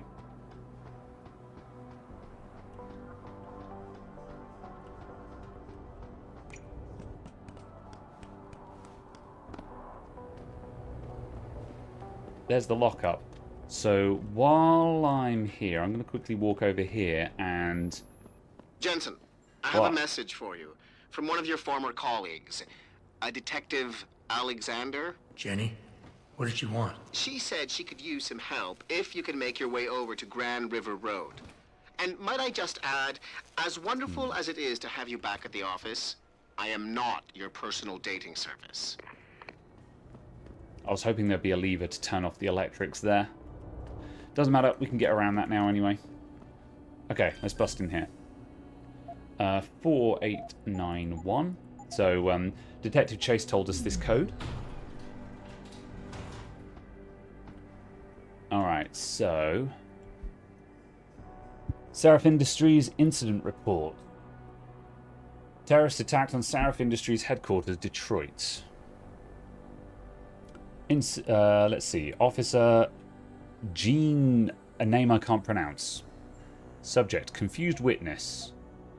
Apart from Saraph's chief of security, who's still in critical condition, in edit, and another lab technician who is lying in a deep coma in the same hospital, the only witness to the attack on Saraph who was left alive is a tech named Arthur Hopkins. Something peculiar regarding the witness's deposition or lack thereof.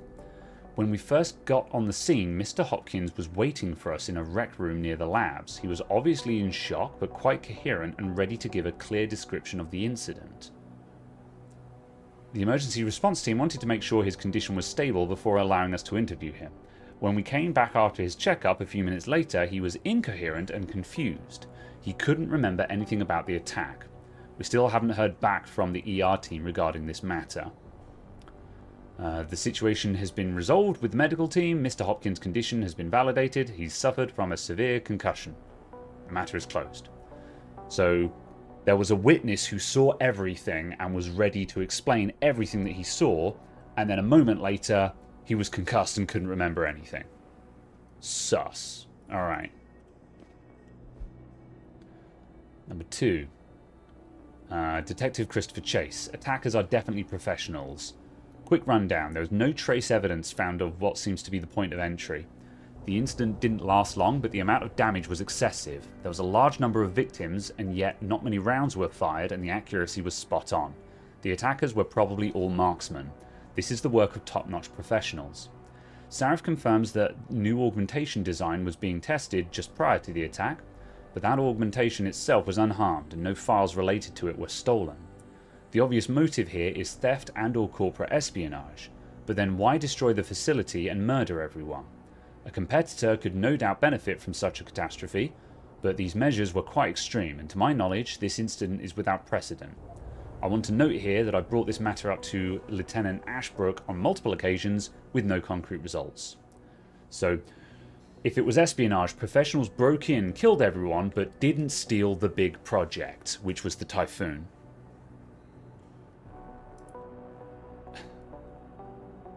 And let's see. Autopsy report for Megan Reed. Preliminary note. I've been appointed by the state to perform autopsies on the remains of multiple victims from the attack of Seraph Industries. This is due to the critical nature of the incident and needs the state to be fully aware of it. This is in no way... Okay. Final diagnosis. Vertebral injuries. Vertebrae in the neck area are displaced. Abrasion of the bones consistent with severe and sudden stress or pressure. Ligature strangulation. Abrasions found on the neck area. Hard to clearly verify due to severe burns, but throat seems crushed. Severe burns. Extremely severe burns covering the entirety of the body. Accelerant residue has been sent to ChemLab for analysis. Absence of fumes, residue, and ash in the lungs indicate burns are post-mortem. Toxicology reports. No drugs, no alcohol. Cause of death is quick and intense snapping of the neck. Combined with crushing pressure. Body was likely burned after the subject was deceased. Okay. So basically, she was very, very, very deliberately murdered, and then the body was burned.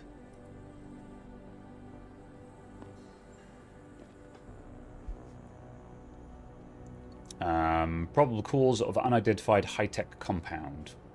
While examining the crime scene, Detective Hayward and I both noticed the area covered by the attack seemed abnormally damaged, burnt to a degree that could not be explained by a normal fire or the use of any known explosives. It's the same for all of the recovered victims' bodies. Residue analysed by a forensic lab offers that the scene likely comes from a high-tech accelerant of unknown nature. Seems the lab's equipment and victims were deliberately burned to an excessive degree. The most obvious conclusion is that this was done to eliminate all possible trace evidence. But it just feels odd. Alright. And then the safe.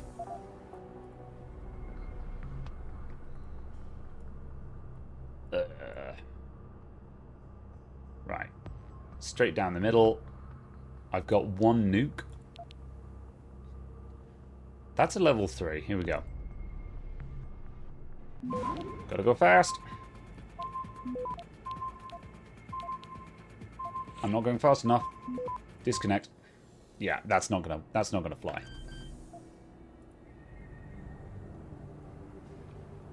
Let's try that again. We're gonna need to update hacking more, otherwise we're gonna struggle with some of these.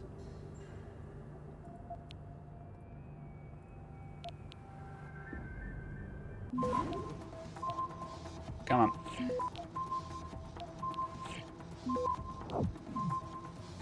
3, 2, 1. We're fine. Oh, just. That one was a little bit spicy. Okay, right. A bracelet. Alright. And Megan Reed, lab notes. It's hard to fathom it all sometimes. When I made that breakthrough in my research a couple of years ago, I never thought it would get this big. I thought it was an anomaly at first, but it's become to genetics what universal assemblers are to nanotechnology. We're talking about the holy grail of DNA here. Hell, this is Gregor Mendel big. The thing is, I have to bury the truth, not the discovery, but how I reached my results. It's become harder lately. I betrayed someone I respected, for the sake of my research. I wish I had a chance to fix it, but it got bigger than me, bigger than Sarif. If this ever came to light, Sarif Industries could be ruined. I don't know what I'm going to do. I'm tired. I think I'll just wrap things up for today. So, Megan was onto something big, and the source of the discovery was possibly illegal / immoral. However, also there is a lot of evidence here to support the fact that this was a very big and professional hit job, which begs the question why the case was wrapped up so quickly. Okay. Right. Can I jump over here? No. Okay, we'll just go back in the back. Right, I'm going to take these crates over to that alley so we can get this alleyway dealt with. We're going to want to come back here another time for other reasons, so I want to actually get that hecking electrical thing solved. This time I will put the crates down instead of throwing them.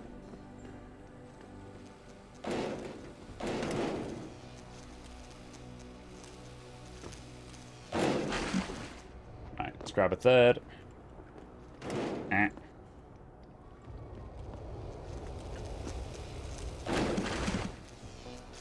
Now we begin the war.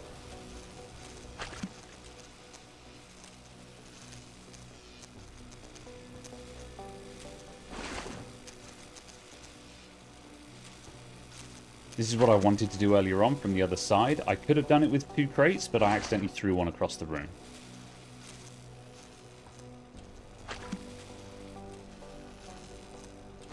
This is how you know you're in an immersive sim, people, when you can solve problems by stacking crates. There we go. Nice. Now we have access through this alleyway.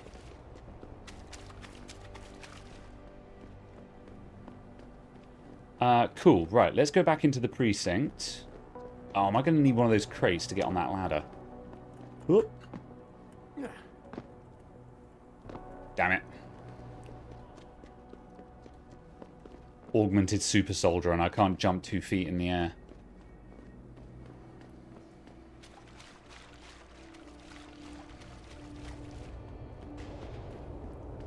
Huh!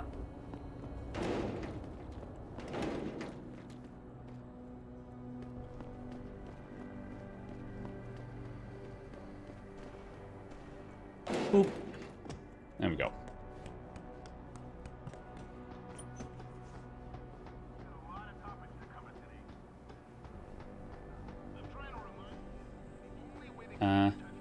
Oh, here.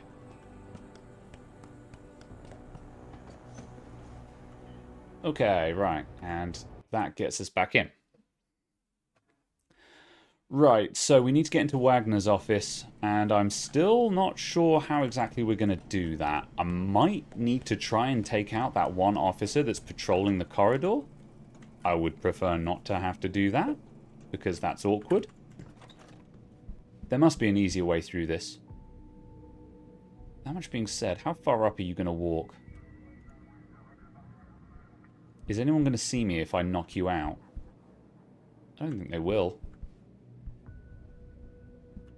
I'm going to risk it.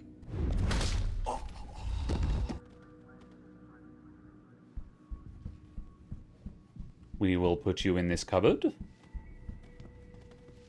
Whoop. In an undignified position. Ooh, pocket secretary. What's that? Ooh, codes to all the 3rd floor offices. Thank you very much. We don't know which one's which. It will hopefully just tell me that, though.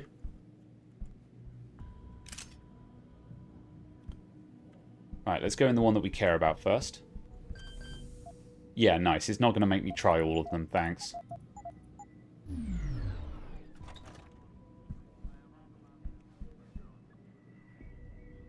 Okay.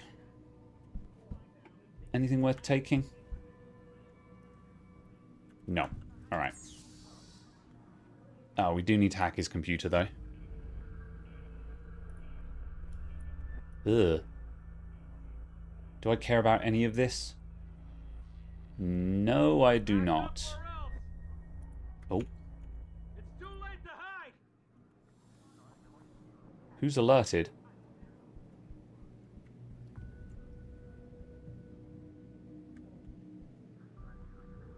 There's no way anyone found that body. Close the door just in case.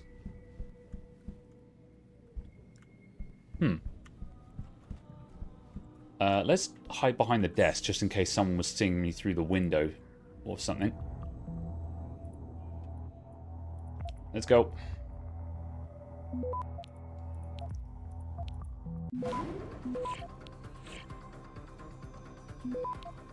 That's fine. Access granted. Okay. Hello, Detective Wagner. I'm a colleague at the 76th Precinct, and it's come to my attention that you're one of the investigators on the Sarif Industries attack a couple of months ago. I'm currently assigned to the Sarif manufacturing plant case. I'm sure you're aware of the recent attack. I'd really like to meet with you and get your input on the investigation, see if we can cross-reference evidence and interviews. I look forward to receiving word from you. Okay, that's not relevant right now, though. Just a quick message to thank you for your help in the Sarif Industries investigation. You helped us handle a delicate situation. We won't forget this. Foul play. All hands. Okay. Do you also want to paint a giant billboard on my lawn that says I associate with drug dealers? Ah, okay.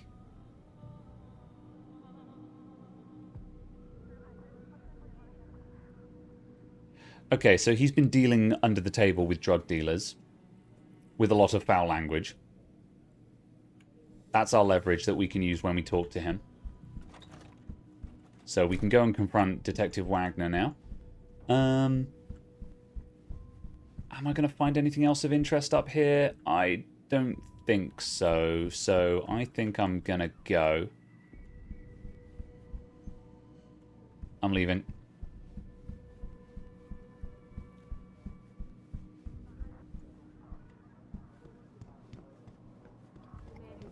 Right, let's go and have a chat with Wagner now, and then we'll go to Captain Penn's office for main objective. Several violent skirmishes did.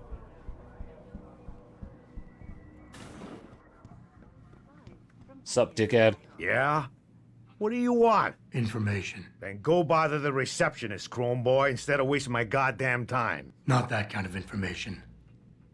I want to know about the Sarif Industries case. Ha ha! And I want a blowjob and a vintage 05 Bard GT, so I guess we both keep on dreaming. Huh, metalhead? Oh, look how clever he is. I know you handled critical evidence linked to the case, and I want to know about it. First off, I don't know what the fuck you're talking about. And second, even if I did, what makes you think I give a shit about what you want? Now, I strongly suggest you take your high-tech, toaster-looking ass out of my way before I handle you. Strong words. You're a real poet. Tell me, is that how you plan to handle the judge when they prosecute you for perjury, possession, and intent to distribute? What the hell are you babbling about, Chrome Boy? Funny story. There's this guy, Blaine Lopez. Deals dope near City Airport. A real scumbag. You know him? Because I have a nice little chat record between him and you. So you want to go to jail? Or you want to tell me what I want to know? How the hell do you... Shit, man. Now listen, I just did what was asked of me. I didn't have a choice. Talk. Okay, look. I just came in one morning and there was an email with my new assignment in it. Official business. But there were also specific instructions. I had to check out the lab for footage from an Intellicam. They told me to take it and leave it near a garbage can somewhere near the lake. What was on it? Well, it's not crystal clear, but mainly it shows the boys who attacked Sarif as they were breaching the labs. And it looked like they were bringing something in with them. Impossible to tell what. Who asked you to do this? You think I know? Orders are orders around here. They always come from above. And nobody asks questions. You just do what they say, and you hope you don't end up like Secretary Haas over there. This is Eliza Kazan. Reporting to you live. Anything else? You got what you wanted. Okay. So he did tamper with evidence. High up people made him tamper with evidence. And they picked him because he's a dodgy dude who would do that. Fair enough. And he also says something about the people who the bad guys who raided Seraph Industries brought something with them as well. Cool. Right. Do we need to talk to Captain Penn? I can't remember why. Oh yeah, yeah. Look, yeah, that's related to that as well. Okay, right, Captain Penn's office. See if we can find out any more information from there. But police decided to shut down the legal... And Captain Penn's office was along here. There. Do we know this code? No. There is a vent.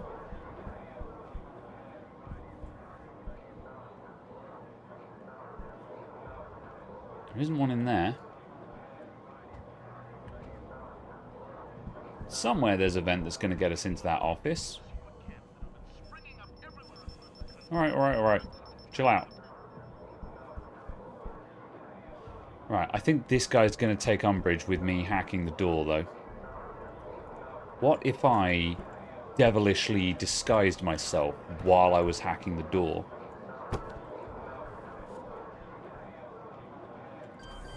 I'm going to try it. I might get shot. This will be really funny if it works, though.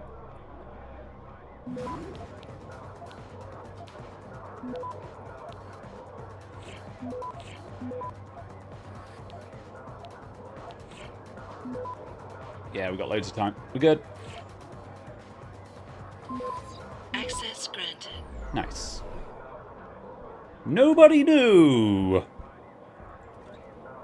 I should probably avoid being seen in the office, though.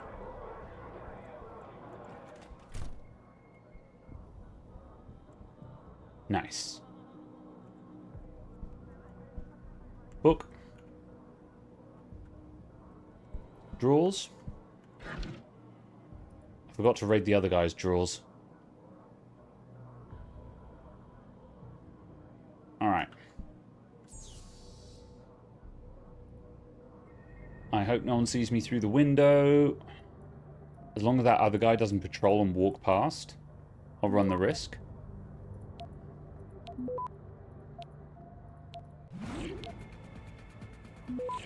Ooh, can we have that as well?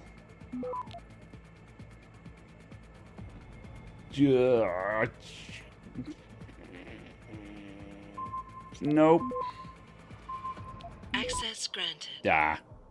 Alright, didn't get the bonus. Okay. Message from Joseph Manderley. The same Manderley, but it's a name drop, don't worry about it.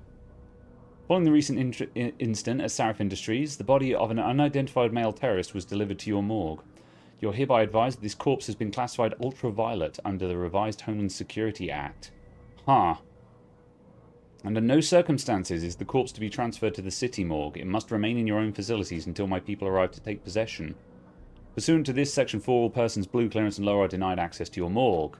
Medical examiner may remain on site, of course, but is to keep the body isolated. There is to be no autopsy performed. These measures will be in place until I deliver an all clear. Thank you for your understanding. Alright. So Captain Penn of the Detroit Police Department has been told explicitly by government people, don't let anyone near the body of the hacker from the lab at the start. Let's see. From the morgue, today marks the second time this year where I've been prevented from doing my job following an attack on Seraph Industries. If there exists some question about my skill level, my ability to be discreet, or the way I run my lab, I demand to be brought to my attention immediately. Professional courtesy requires a proper explanation. So yeah, the medical examiner is not happy that he keeps getting bypassed.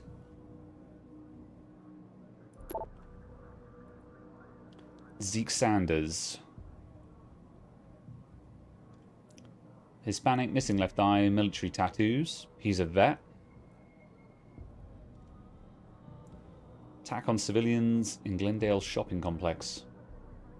Blah, blah, blah. Diagnosed on-site as post-traumatic acute disassociation. So he's had violent outbursts.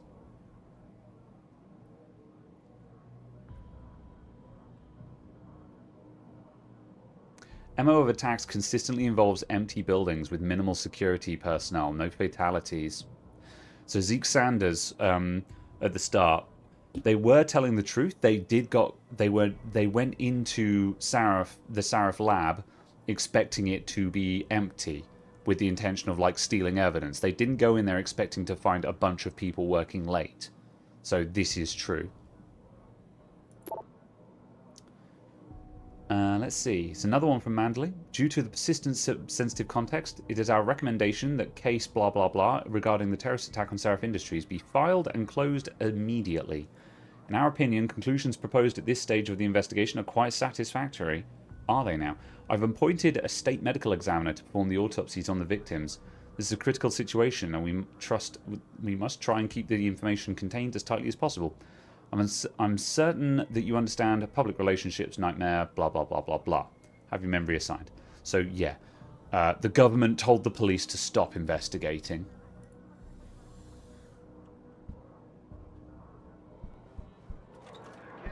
Right. We've got what we need. Right, now we just need to go down to the morgue.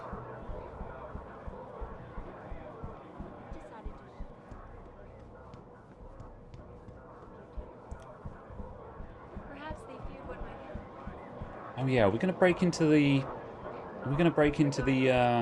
Armory. We should. Not that there's anything good there, but for completionism. Let's see if we can go there. Yeah, the convenient vent at the back might get us in there.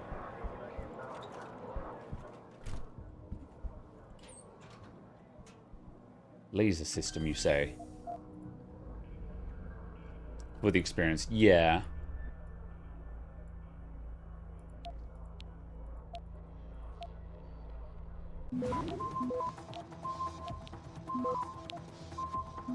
Oh, that's going to complete first. Oh, that's a shame.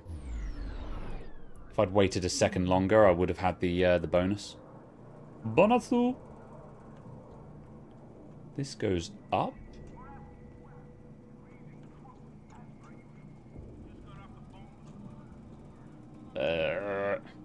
Oh, we're going places now, and I don't know where we're going.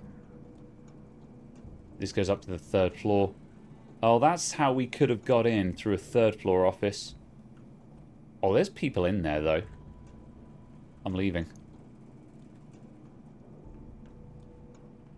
I don't know whether the event counts as being out of bounds or not, as in a place I'm not supposed to be. Ah, this is behind... Okay, this is the armory. We're behind the camera here. Good night. Donk.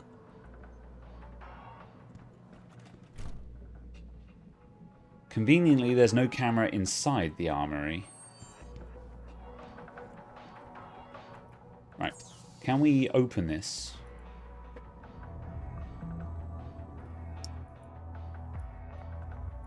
I see.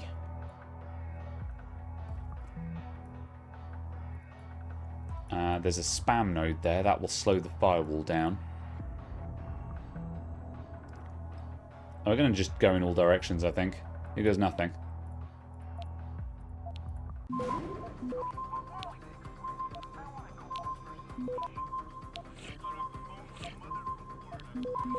Not going to make it.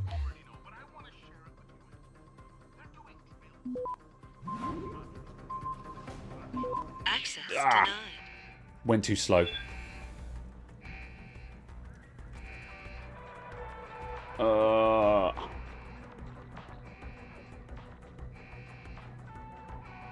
Yeah, someone's responding to the alarm. What the hell happened here? Shit. I need to take this guy out. You didn't hear anything?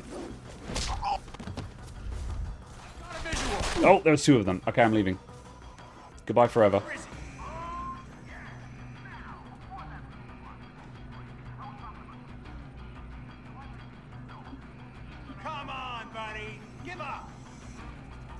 I don't know if this makes the police station hostile. We don't need to come back here once we're finished, though.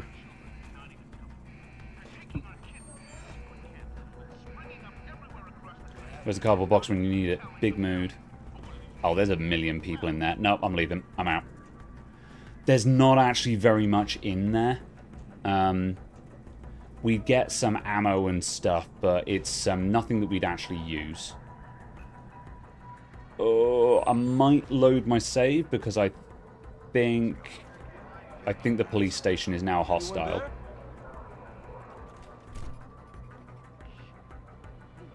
Yeah, I'm loading my save for that. That makes my life extremely difficult. For the sake of failing a hack.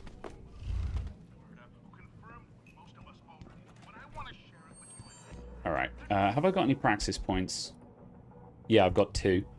Oh, I kind of need the reflex booster, but also I kind of need my hacking to be better as well. Because the hacking is actually getting difficult at the moment, because I'm at parity. Yeah, let's do that. Okay. About this time I'll actually disconnect before I get caught out.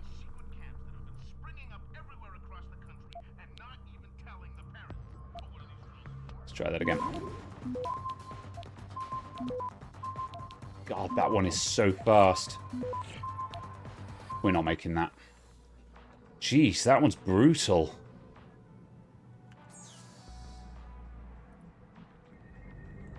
Right, I've got 1 stop virus. 2 attempts left. Okay.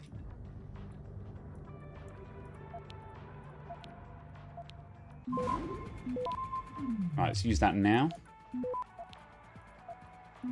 Capture. Yeah, there we go. That's better. Because I used the stop virus early.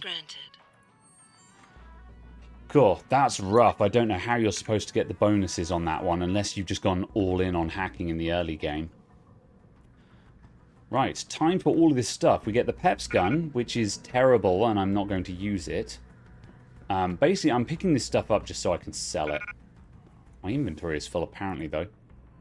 Ugh.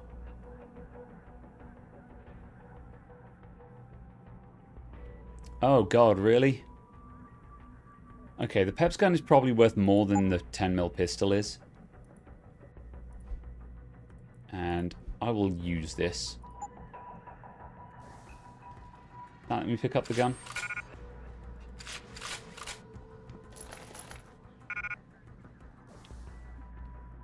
Right, how much space do we need for the Peps gun? It's probably the same size as the shotgun. Let's drop... Oh, that's... Those are tranq darts that we actually want. 10mm pistol ammo, laser targeting system. Oh, let's combine that with that. Oh, really? It doesn't go on the tranq rifle? Okay. Stun gun darts. Will that really not stack? Yes, it will. Cool.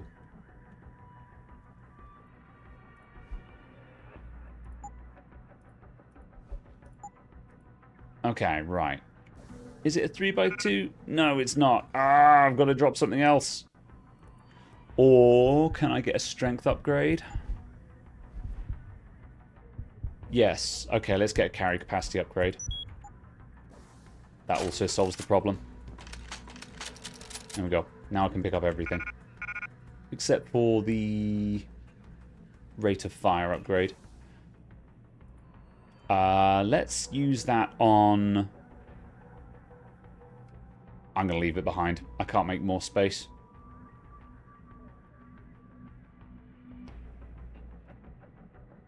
Yeah, decision made. I've had my money's worth. I'm leaving. Right. We can probably just step out of here, in all honesty. Whoop. Bye. Alright, now we're going down to the morgue, and then we're done with the police station.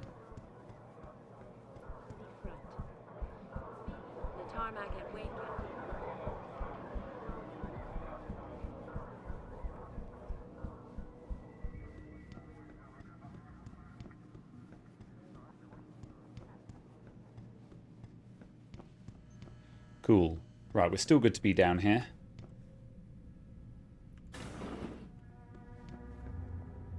Right. Anyone in the holding cells? I don't think I come down here very often. See, if it's possible to get Zeke Sanders captured, he would appear here. But as I say, I'm still not sure how you actually achieve that. I'm going to raid the lockers.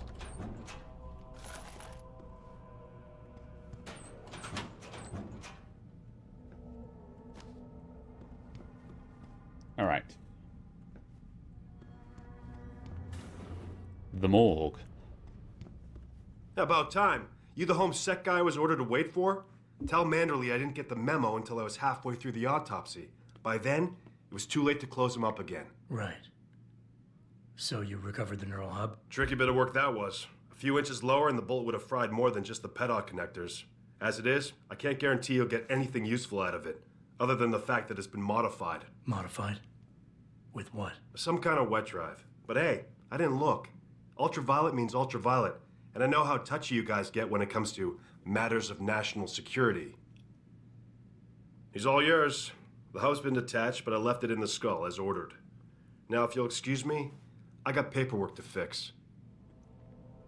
All right. Here's our friend from the lab. I will take his juicy brain chip. Boss, I got the neural hub. Looks like it's been modified with some kind of wet drive. Pritchard should have a look at it. No, don't bring it here. Frank's not finished running his diagnostic, and I don't want to risk connecting any tech to our networks till he's done. Especially if the tech is military. So what do you want me to do? Take the hub to your apartment. I'll have Frank contact you there. All right. Bringing work home. You home sec guys really like to throw your weight around. This is the second time you've tampered with my lab, damn it. Cool. All right. We're out of here.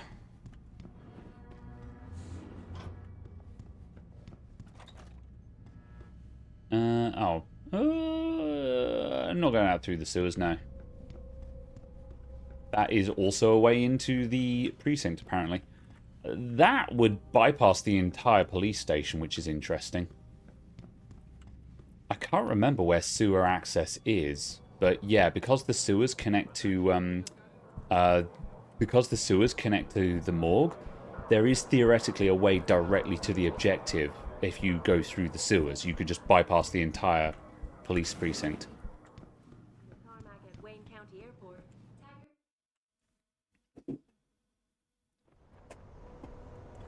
Okay. Right. Have we done every... Oh, there's... Okay.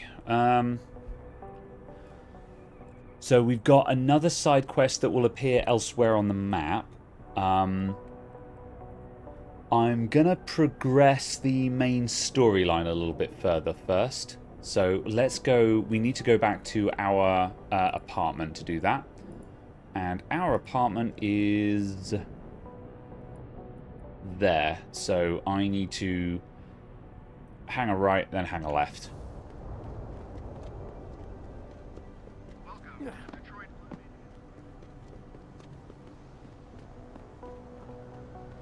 I think this might be where we pick up the other side quest, actually. Yeah, it is. One of these ladies of the night wants a word. Hey, Jensen. Long time no see. Jensen. My God, it's been a while. Remember me? We used to work the old 17th precinct back in the day. Man, I wish I could go with the good old you haven't changed at all bit, but that'd be complete and utter bullshit, right?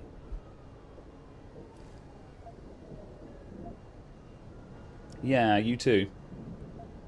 Yeah, I guess that's one way to put it. You look a little different too, Xander. What's your new gig? Deep cover. I'm keeping tabs on the derelict row-ballers for now. I've got a hunch something big's coming. Why do I get the sudden feeling you're about to include me into that something big? Because you're clever. That and the fact that, well, it's pretty obvious. But jokes aside, you couldn't have come at a better time, Jensen. This case I'm on, we're stalling and we could use a little external help. Go ahead. I'm with IA now, and we're working a sting on a dirty cop named Jack O'Malley. Elusive motherfucker. I mean, Men in Black elusive. We know he's involved in drugs, weapon dealing, tied into the gangs. But he's clever. and we just can't seem to pin anything on him. I swear he's got friends in high places. Okay, and where do I fit in all this? You're an outsider. You can go places we legally can't. I need someone to do a couple of things. Break into his apartment, sneak into DRB territory, and finally, go undercover posing as a hitman. This guy is nothing minor, Jensen. He's the real deal. Major player, major consequences. We have to get him before shit hits the fan. You in? Okay. So she's undercover investigating the local gangs, and there's a dirty cop that she's trying to get dirt on, and she's asking us to help as an outsider. So yes, we shall do it. Can't let a guy like that roam free. I'm in. All right then, let's get to work. Like I said, I've got a couple of very promising leads, but O'Malley's got friends among the powers that be. I wouldn't be able to get my hands on a warrant, even if I had footage of the perp confessing in real time as he's finger painting his motive on the wall in the victim's blood. So I guess we're gonna have to break a few rules.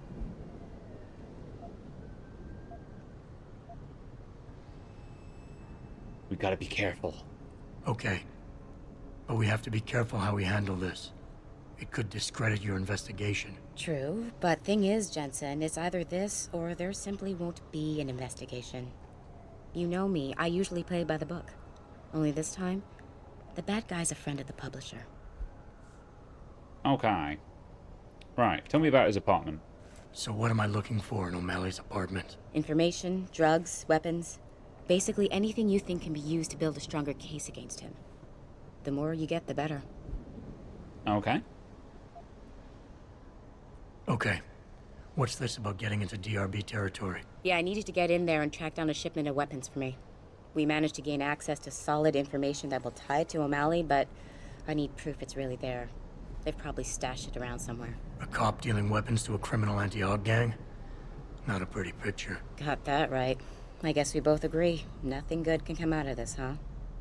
I don't know where exactly the DRB's cache is, but I know there's a bonus for you if you manage to sneak in and out without being spotted. Would make shit easier to handle on my side. Very well. What about the undercover assignment? Posing as a hitman? O'Malley's crafty, and even a bit paranoid. He's always using proxies, scapegoats, and red herrings to get us off his ass. But after months of schmoozing, we finally got through to one of his guys. Turned him into a mole. He provides us with information, stuff like that. And he's gonna be my way in? Exactly. Yesterday, another one of O'Malley's guys whacked someone, a drug dealer. There's a witness, but we don't have any details. O'Malley does, and he wants someone to take care of the mess. The usual guy just got busted for possession, so the contact will send you in to pose as his replacement. O'Malley will be waiting for you in an alley next to the police station. And you want me to milk him to get the info on the witness? You haven't lost your touch, Jensen.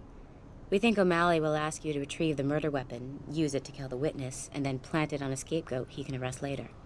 What you need to do is get that weapon and bring it to me. And what about the witness? We're almost positive he's a member of the MCBs. Once you know the location, you'll need to get there, take care of any opposition, and prep him for retrieval. Prep him? Well, you know, he's a gangbanger, Jensen. He's not going to turn in peacefully, but we need him alive. All right. So I guess you're going to have to play this one macho and knock him out. One of our guys will then just happen to stumble upon him. You know, serendipity. Okay, let's do this. You can contact me on my info link if anything comes up. Excellent. Oh, and Jensen, one last thing. To protect my cover, it'd be better if you only contact me again once you've taken care of everything. Cool. So we're going to do a job for her. We'll come back to that though, because we are not going to have time to get that mission done tonight.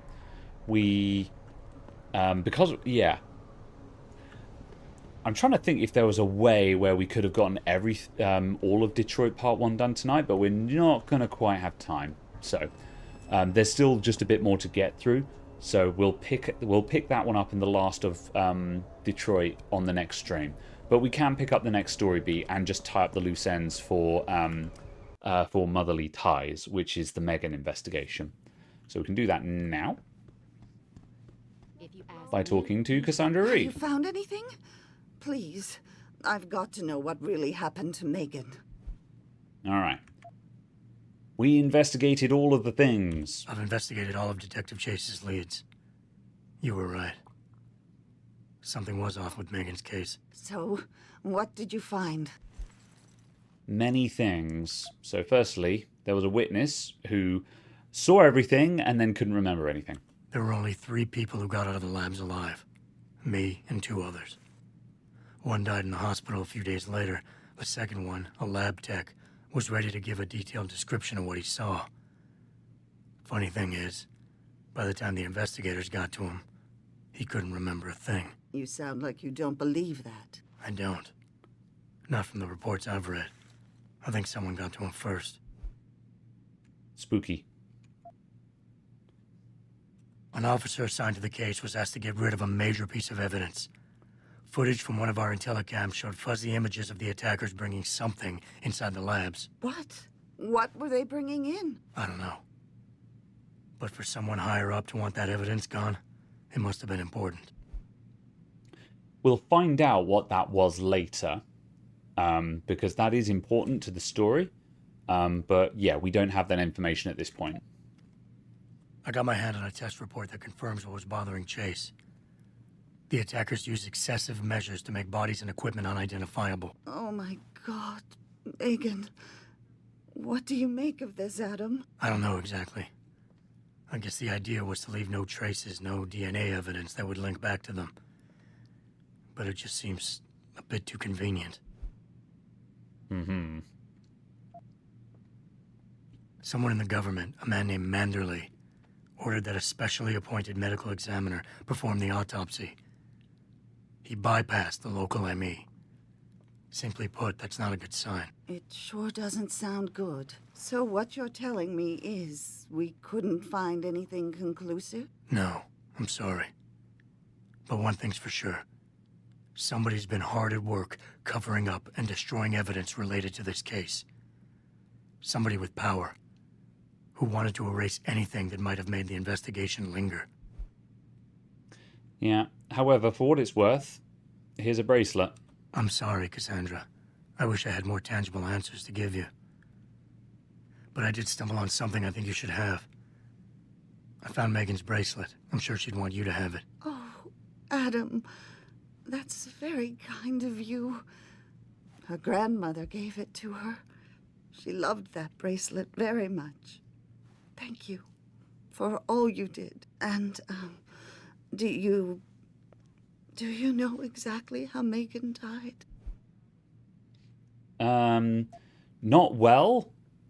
She was strangled, broken neck, and then her body was burned beyond all possible recognition. But let's be a bit gentler than that. I read the reports. She didn't suffer, Cassandra. I can promise you that. Thank you, Adam. It's not much, but it still brings me some comfort. I miss her so much. Yeah, this is not the last we've heard of this. Don't worry, Cassandra, this is not over. I don't know how or when, but I will get to the bottom of this. I knew I was right to trust you, Adam. But please, be careful. It's strange. I thought knowing what really happened would make me feel better. But nothing will ever justify this. My daughter is gone, and I'll never get her Hardest back. task, making an NPC sad. I wish Real. I could be sure she gets justice. Trust me, she will. Bye, Cassandra. Alright. To the apartment. Where are you, Jensen? I haven't got all night. Get up, Pritchard. Hello, Pritchard. I'm almost in my apartment now. Well, when you do get in there, connect the neural hub to your computer. I've created a secure tunnel, and I'll take over remotely.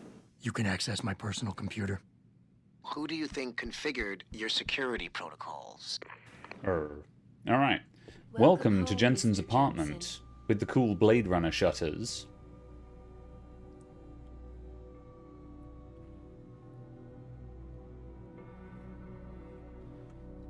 So there's a bit to look at here, which I'm going to make the time for. This apartment is interesting for lore reasons. There's a lot of environmental storytelling in this apartment, which doesn't matter toward the story, but I want to point out just because they put in a lot of effort for it, and I think it's worth pointing out the effort that they put in. So, so yeah. So firstly, just looking around, you can kind of see details. Lots of cereal boxes and takeout boxes. So, Jensen, on his recovery, was kind of cooped up in here for quite a long time. And there's a lot of stuff that he was doing to keep himself busy through this. Like fixing clocks and stuff like that. So that stuff is there. And did he say anything interesting? There's not quite enough detail to actually read all of these, but... Spare gun. There's also a little secret hidey hole behind the TV. Do we know the code for this? No, but it's here somewhere. Did he have his digestion augmented? Maybe. We've got a broken mirror. Call landlord, replacement mirror again. Ah, I can't steal my own energy bars.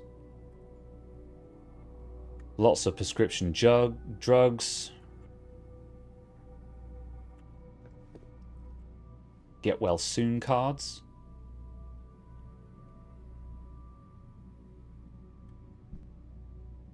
Augmentachu.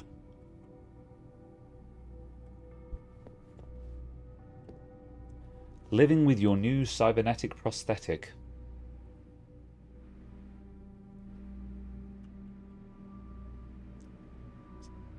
Jensen and Megan. More pictures of Megan.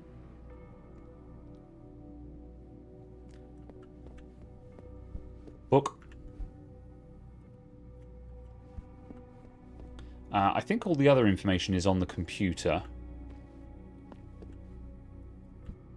Book. Advanced clock building.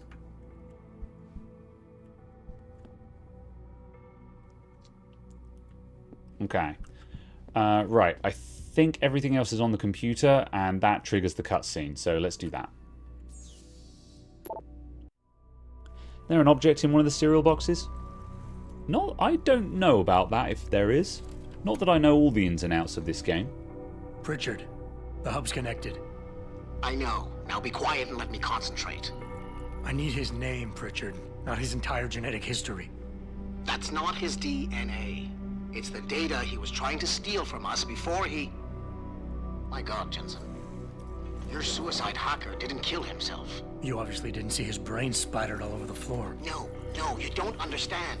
The wet drive modification in this chip, it allows someone to hack through you. It turns you quite literally into a human proxy. So he wasn't working alone. Someone off-site was doing the actual hacking. Exactly. And whoever it was tried to hide his location by using multiple satellites. But I may have just traced him to here. An abandoned factory complex in Highland Park. Get me the address, Pritchard. Because if we're lucky, whoever pulled our terrorist strings might still be there. Okay. So that's why the hacker was just like, help me, before he shot himself, because he was literally being remotely controlled by the super hacker. Alright. Mr. Jensen, in respect to your latest reminder to have the mirror in your bathroom replaced, may I remind you that once again that the item is on back order. The situation is out of our hands, no amount of pestering will make it arrive any sooner. While on the subject, we're still unclear as to how precisely this mirror came to be damaged. Frustration, maybe. About your dog. Adam, I'm so sorry. When Megan died, nobody knew what to do with Kubrick, so I took him in. But I couldn't keep him, and nobody knew if you'd wake up, so I didn't know what else to do. I'm sorry, he was a sweet dog. Sorry I had your dog put down.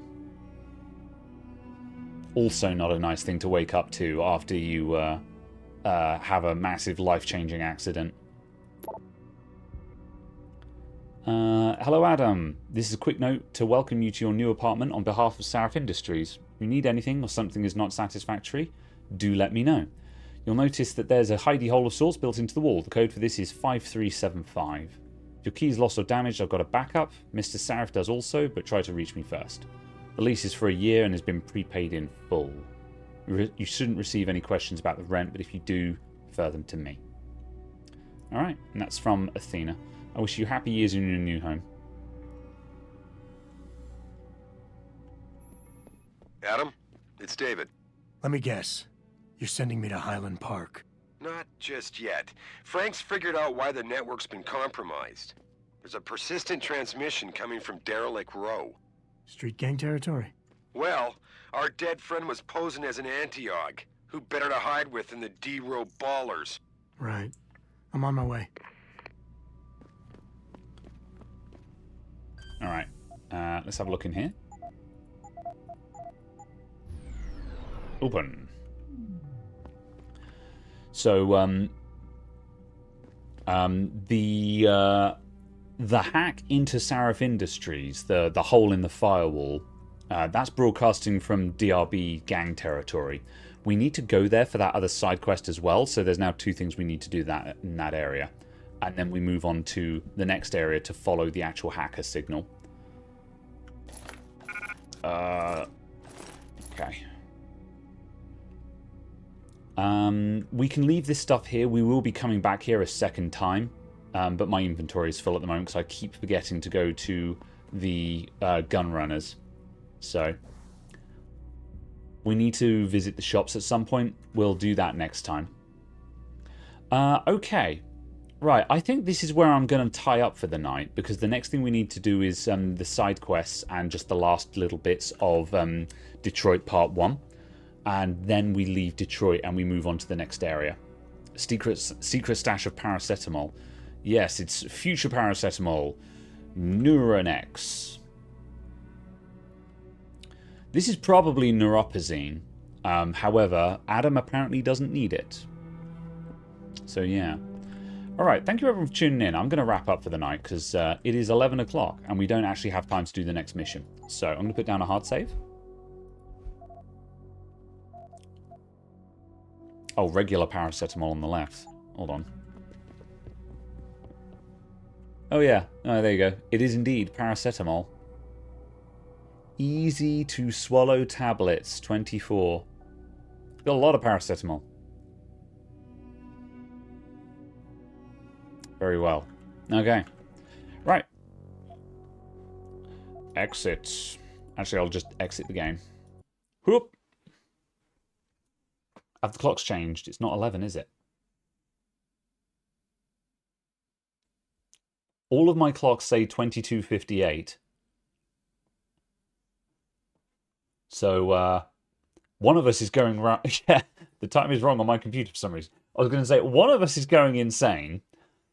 And I got several clocks in front of me that say it's 11 o'clock. So, how is that possible? I guess it just didn't do daylight savings update or something like that. Go to your settings and turn automatic off and on again. Damn you, Bill Gates! Alright, let's head out somewhere else. Raid channel. Following. Let's see. I'm gonna send you over to... I'm gonna send you over to Rosachu. Rosachu is playing Overwatch 2. They're titled Save Me From the Nothing I've Become. So, yeah, they need saving because they're still playing Overwatch. If you want more content, stick around for the raid. Otherwise, I will see you on Thursday with more Deus Ex Human Revolution. Thanks for tuning in. See you all soon. Bye for now when the raid starts in 10 seconds. Toodaloo, everyone. Awkward wait for the raid. We're ready. We're leaving. Goodbye.